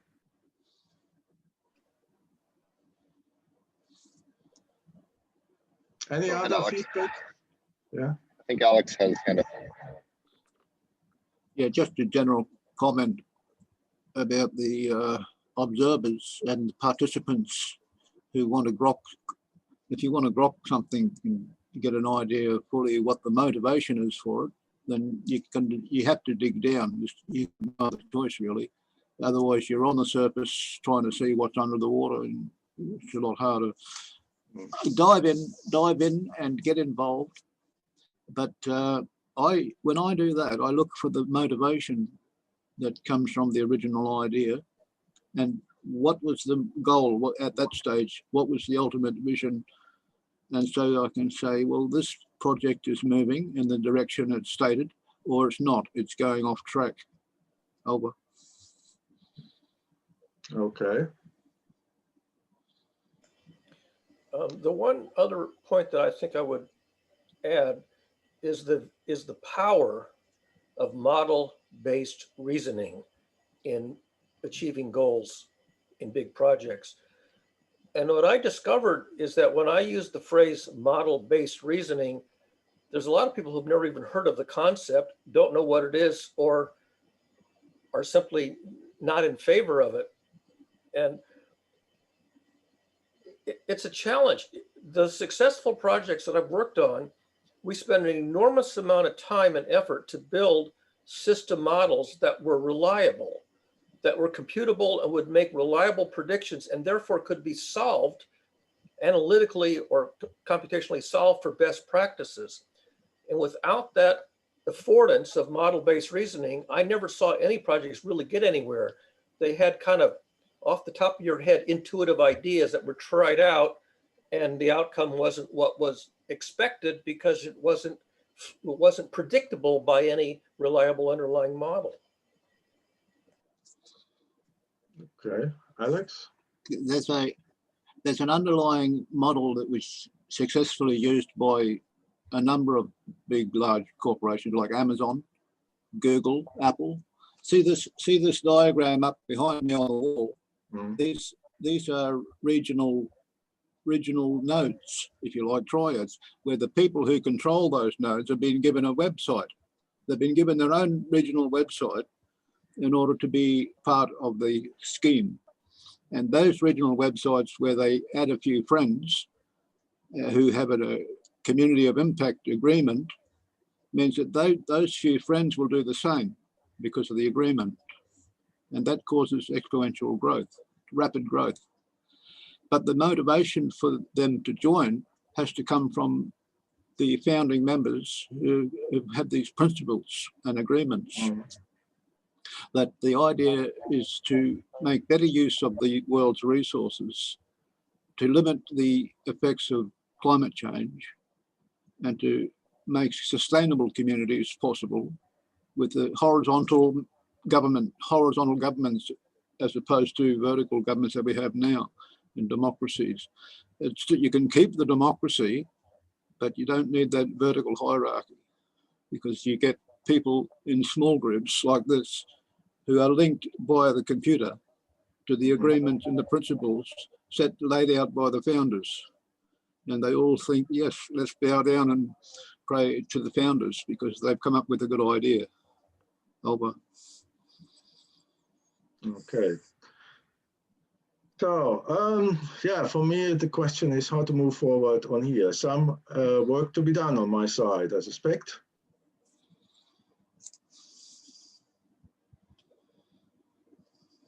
Or do you see any other possibility? Perhaps a concrete project where we could help at the sideline to improve success rates or speed things up, help people to understand obstacles, root causes, and how they can go how they can think differently about it.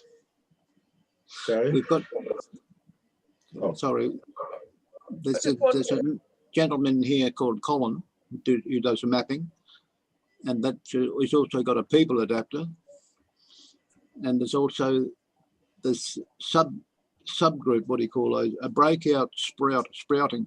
The GCC is a core organization of people who come together to talk about these sprouts, where people go up and start their own projects.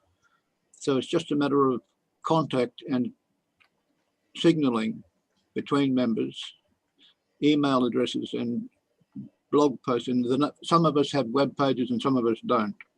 So signaling and finding out how to contact a person on Facebook or wherever they happen to be, whatever platform they're using, is key to maintaining contact and knowing whether or not their heart is in the project or not. Over. Okay. Barry? I just wanted to ask Eugen if he happens to know of an academic named Ken Katinger. Does that name? Doesn't ring a bell. Back when I was very active in my profession, I went to a workshop, not unlike the subject matter that you're introducing here. And I met a gentleman there who thinks very much like me and also very much like you. I would have to say that if there's a third person on this planet that I know of who thinks and talks like you or I, it would be Ken Katinger. And I'll just paste in his bio page. It might be worth your time just to take a look at some of what he does and maybe even make contact with him, because he's a very like-minded and has done a lot of very good thinking along similar lines. There's a bio paragraph, just one paragraph bio on that page. Very good thinker. He's a systems thinker. He does model-based reasoning. He's done a lot of real work. Okay, interesting. I have him in front of me.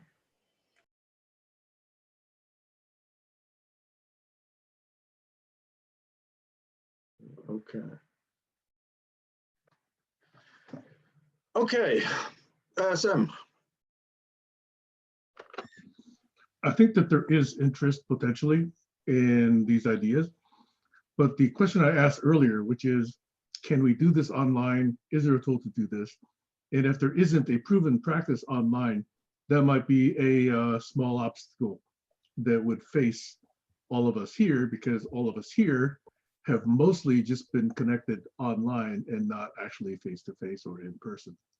So I think that would be an interesting area to push on and see whether you could find such a way, either in shared whiteboards or in Trello or Miro or the Brain or any other such tool that might allow you or us to practice these methods in order to collaborate online. Over. Okay.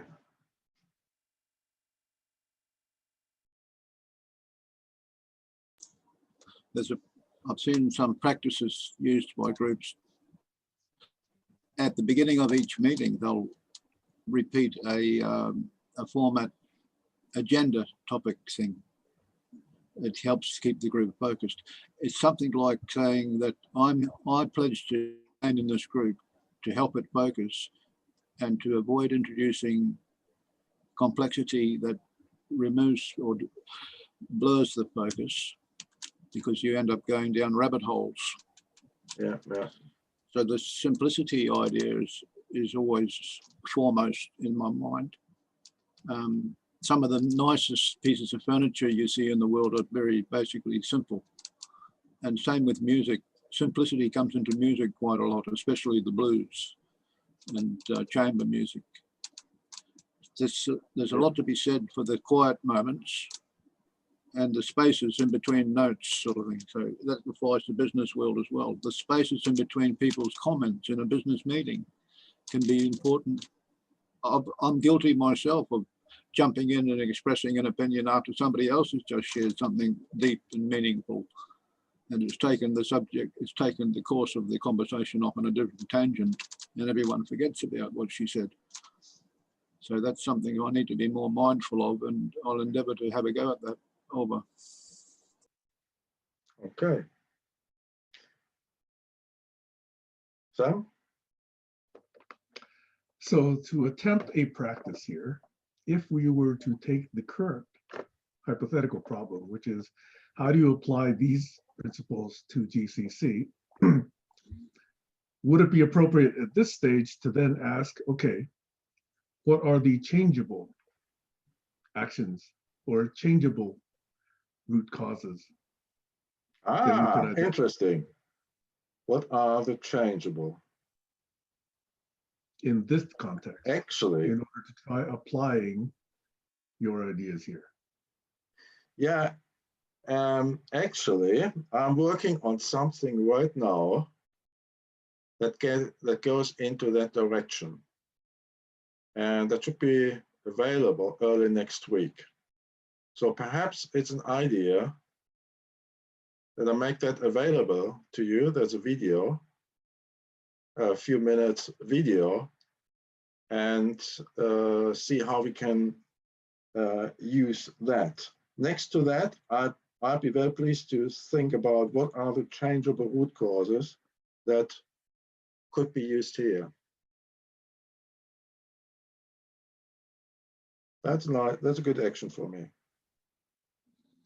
So I do notice it's about 8 or 9 minutes before the top of the hour. So perhaps I could invite you to make a kind of a close or a recap of the overall ideas, and perhaps invite others into a closing round. Yeah, what have you done? We have now seen some elements of a wider solution to get on top of complex matters and to help people get innovative ideas and projects through a system that is designed for world gone by. So what I'm looking forward is, following up on the changeable root cause matters, and perhaps explore that as an opportunity to find ways where we can help each other, where we can help GCC members. Make sense? Yep. Okay. Thank you, Eugen. Thank you very much for this opportunity. And Alex? I want to make a suggestion for specific when he has a power outage, and that is a treadmill for the dogs and a carrot on a stick. Over. Joshua? Yeah, I was just going to go into unmanageable metrics and how hard it is to get metrics when they're at larger scales, and how to communicate at larger scales. And I think solving the communication problem would be a first step. Wow. And I think, yeah, what I was trying to talk about is the communication between the few people in the room is one thing, but how would you communicate to every member in the GCC? And if you wanted a metric of what the members are, start with the Facebook group of all the people that are saying that they're members of the group on Facebook. And then how would you communicate to all those members on the group to make sure that you were at least seen, or the reach using the metrics of Facebook to say, here's a post, how many people did it reach and how much engagement did I get? Okay. So starting off with engagement of members, and then the metrics, you can only manage what you can measure. So what I find happening is that there's not just one view of a problem that needs a solution, there's multiple views of the problem. And that's where things go awry, is someone says, oh yeah, well, we can solve it doing this. Well, no, I think we can solve it doing this. Well, let's test all 500 ways to solve it and see which one's the best. That's where I see the problem being, because it's not a smaller problem. If you took the one out of the 500 that you think is the most manageable, that you can measure, and then apply that to another, et cetera, and so forth. Does that make sense? Starting with, I want to say it's climate change. How can I affect a small ecosystem of say 100,000 acres? So let's pick 100,000 acres in your country, and let's see how many people can swarm on that 100,000 acres and change the climate, like a microclimate. And I learned that from living in a little nest in a mountain, that we had a microclimate in that nest because the way the wind swirled around the mountain, there was different weather in our area than there was literally 5 miles away in all directions. We had a completely different climate. So by doing small tests of changing the climate in small areas, that could be a way to show how you measured it, and can you expand another mile out? Can you expand another mile out, et cetera, and so forth? I've kind of given up on this or stopped with this because of the high impact things I'm working on. They just don't fit into the boxes. Each time I've tried this, I was asked, just my innovation such that it fits into the box, and by the way, prove that it cannot be made to work. Who asked you that? Oh, many people. But with almost any innovation. What people though? What was their title? Investors, decision makers. How many investors were there? Oh, many. More than 20? Oh, we had more with one innovation. Yeah. So how many investors? I'm just, if we could get a number, because many is not a number. I don't have the count. We have approached many investors also for a particular innovation. And it was always, again, can you adjust your innovation so that it fits into my box? So small steps, prove it, small steps, prove it, and that works with high impact. That doesn't work, or let's put it that way, that really works with high impact innovations. And I focus on high impact. So my point is, if the investment needs $100 million and you go to, right. Give me some numbers. I just need to be concrete. We always run into this situation. The investment climate changed. Lean Startup now says, well, we're happy to invest a few 100,000, 300,000 perhaps, but then you need to show first proof. And for certain things, that's impossible. And that is accepted, by the way, now at the European level in the big commission, where they are saying, yeah, the complete innovation system needs to be changed to meet the needs of today's world. So the example that I'm trying to share with you is when you're looking for investors and you're getting that sort of pushback that they want things to fit in boxes, if you can expand out the investor group, let's just say from 100 or say 1,000 to 5,000 or 10,000, so smaller investment at a larger scale, if you look in that direction, I think you might have a lot of success. And that's what I see with the younger people. When they want to get $18 million, they look for 100,000 to 200,000 investor group at $200 to $300 per person, as opposed to one person with $6 million and another with another 6 million. That's US. And over here, it doesn't work that way, I'm afraid. And when I tried to do it via the US, one of the feedbacks I got, well, you are not located in the US. So, can you explain? Yeah, because you're not located in the US, you have problems with the investment. Is that what you're saying? That's one of the things we came across. I've heard that from a few people outside of the United States. They have to have an organization within the United States to be able to get the money from that large group. Thank you for explaining that. Guys, we're running out of time here, I think. So last question. A virtual organization that's not tied to one country, a global investment group that's virtual and in the cloud, but has real people with secure logins to prove that they're not bots. You know what I mean? It's an organic, it's an organic organization with its mind connected to its heart, and the ultimate goal and the motive for the whole thing is to improve humanity and save our ass. Over. Doctors Without Borders, for example. Yeah, people keep going on. I thought we need to close up. It's Colin, isn't it? He hasn't had a chance yet. So Yes, I missed your presentation today. I was otherwise engaged, but I did watch your videos, your playlist, and I made that post there a couple of weeks ago. yeah. And now we cannot hear him. You froze. Yeah, I think Colin. we've been talking about. This is the universal symbol for freezing. My froze. Anyway, Can you yes, hear I me do now? understand that this could go for quite a while. So I invite people to do a round of close if they choose to do so, but I will leave the session open for those who want to continue with this topic. Okay. Am I still Thank you, froze? sir. You're back. Go ahead, Colin. Okay, it's so unpredictable, this new world. Well, got to get to the root cause of this. Probably bad internet.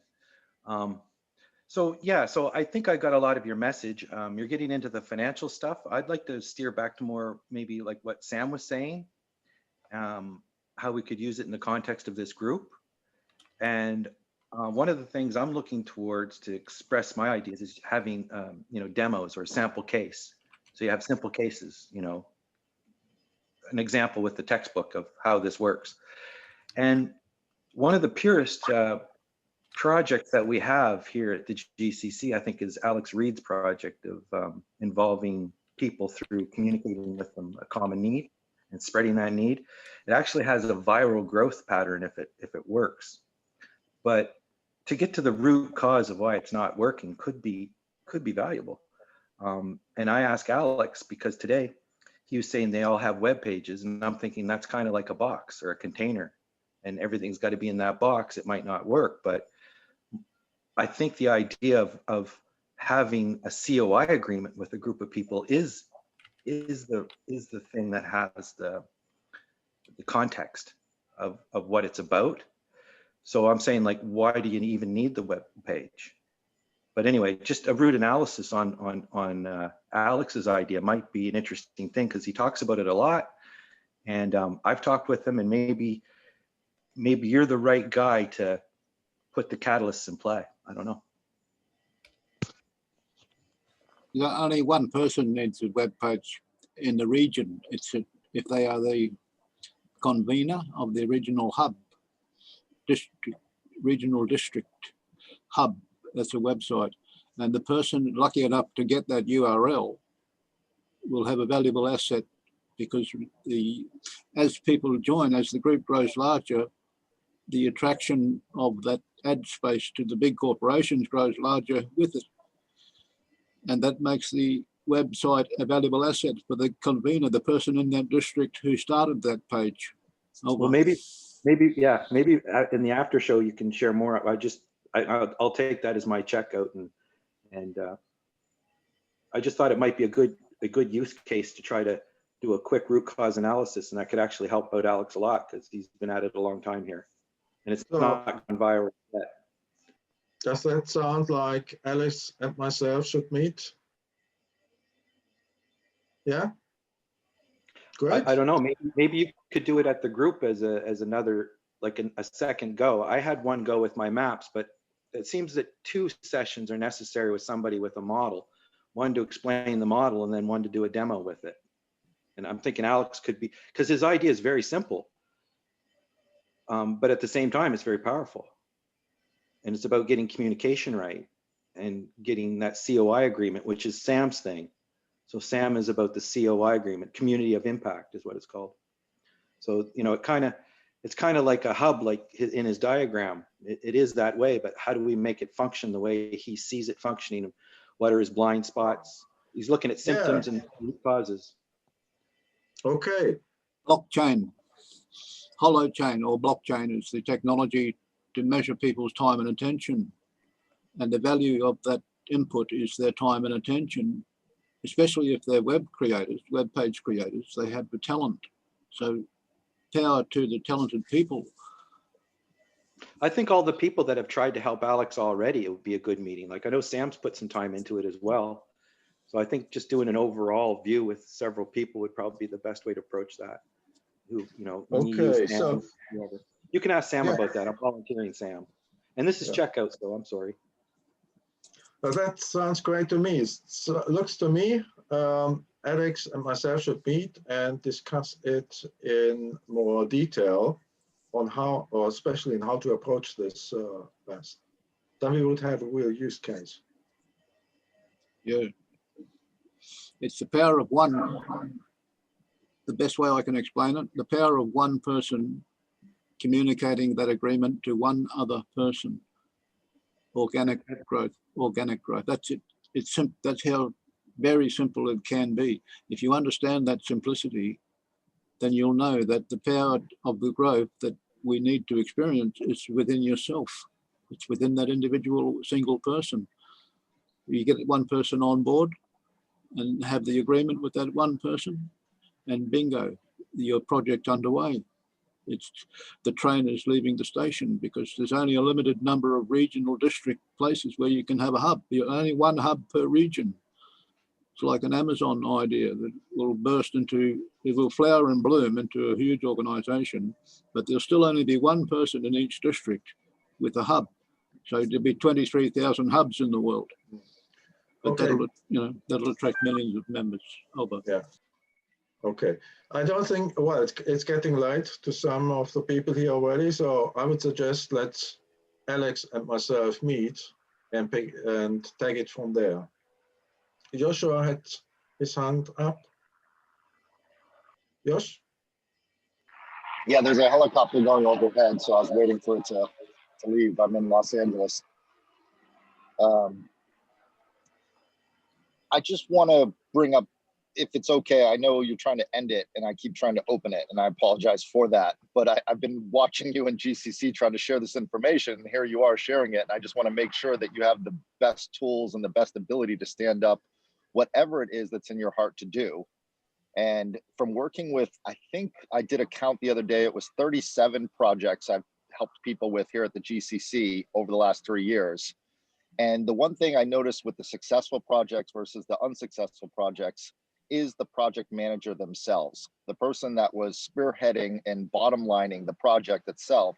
If they were in a capacity and in a position to manage that project, meaning be an actual project manager, whatever you want to call that person, but that's looking at all the bits and pieces, putting out a Gantt chart and making sure that the metrics, the goals, the timelines were being kept to, the ability of that person was the difference between success and something else. So it really does come down to one project management person who is onboarding new people to the project, taking people off the project, changing the timelines, et cetera, and so forth, the basics of project management.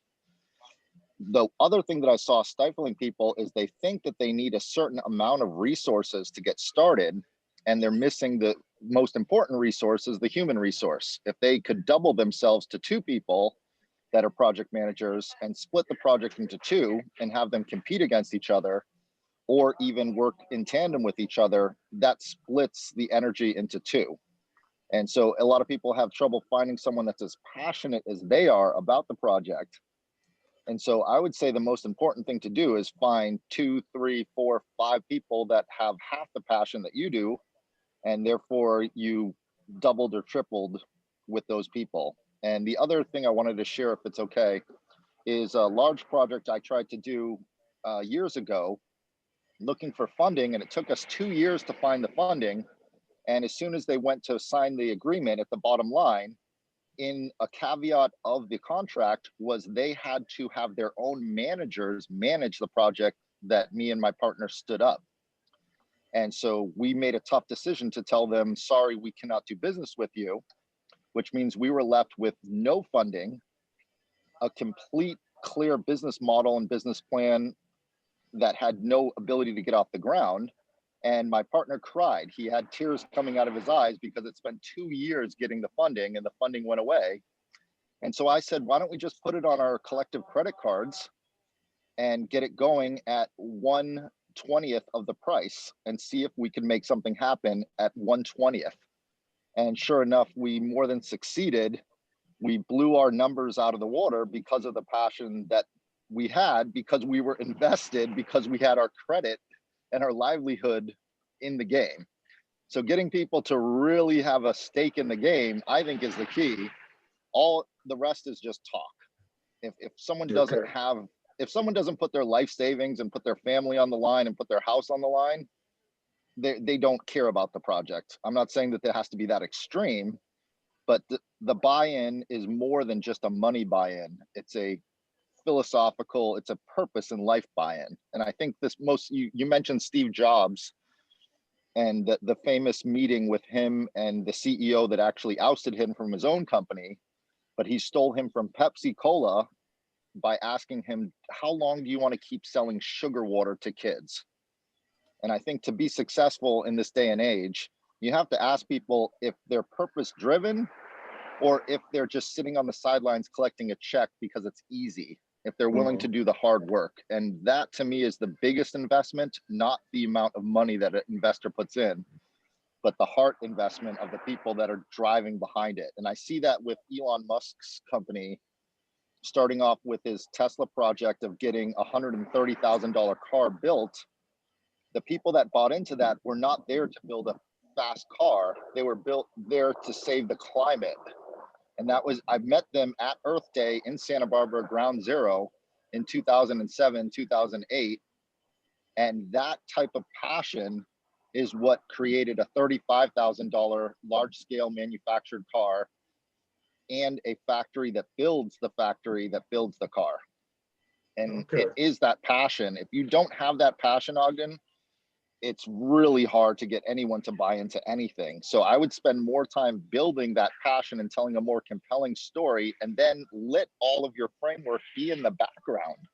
Don't show the framework. No one needs to know the magic trick. You just need to ask them, do you want to see a magic trick? And let the trick happen. Don't tell them how the trick is done, because then everyone's going to poo-poo the trick. Yeah, interesting. I hope that helps. There's a point about that passion where the motivation to attract people to the idea is the fact that once the corporate funding starts to seep into for the banner advertising on the original web hubs, that money will be used to pay tree planters, people who are putting seedlings in the ground, because that's how we get a lot of people planting trees. It takes time. One person can only plant 10 trees a day, and they bug it, especially if they're older, sick, or invalid. A healthy person can do a few more, but the thing is, we don't need one person. We need millions of people to do that. So this income from the banner ads can be paid to the people who do put their hand up and say, yes, I'll plant a couple of trees a week. Over. Okay. Okay, I know what to do. Alex, do I have your contact information, or are we connected? I don't recall right now in Facebook.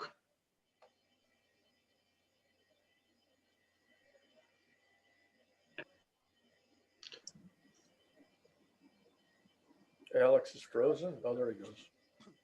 Who you're talking to?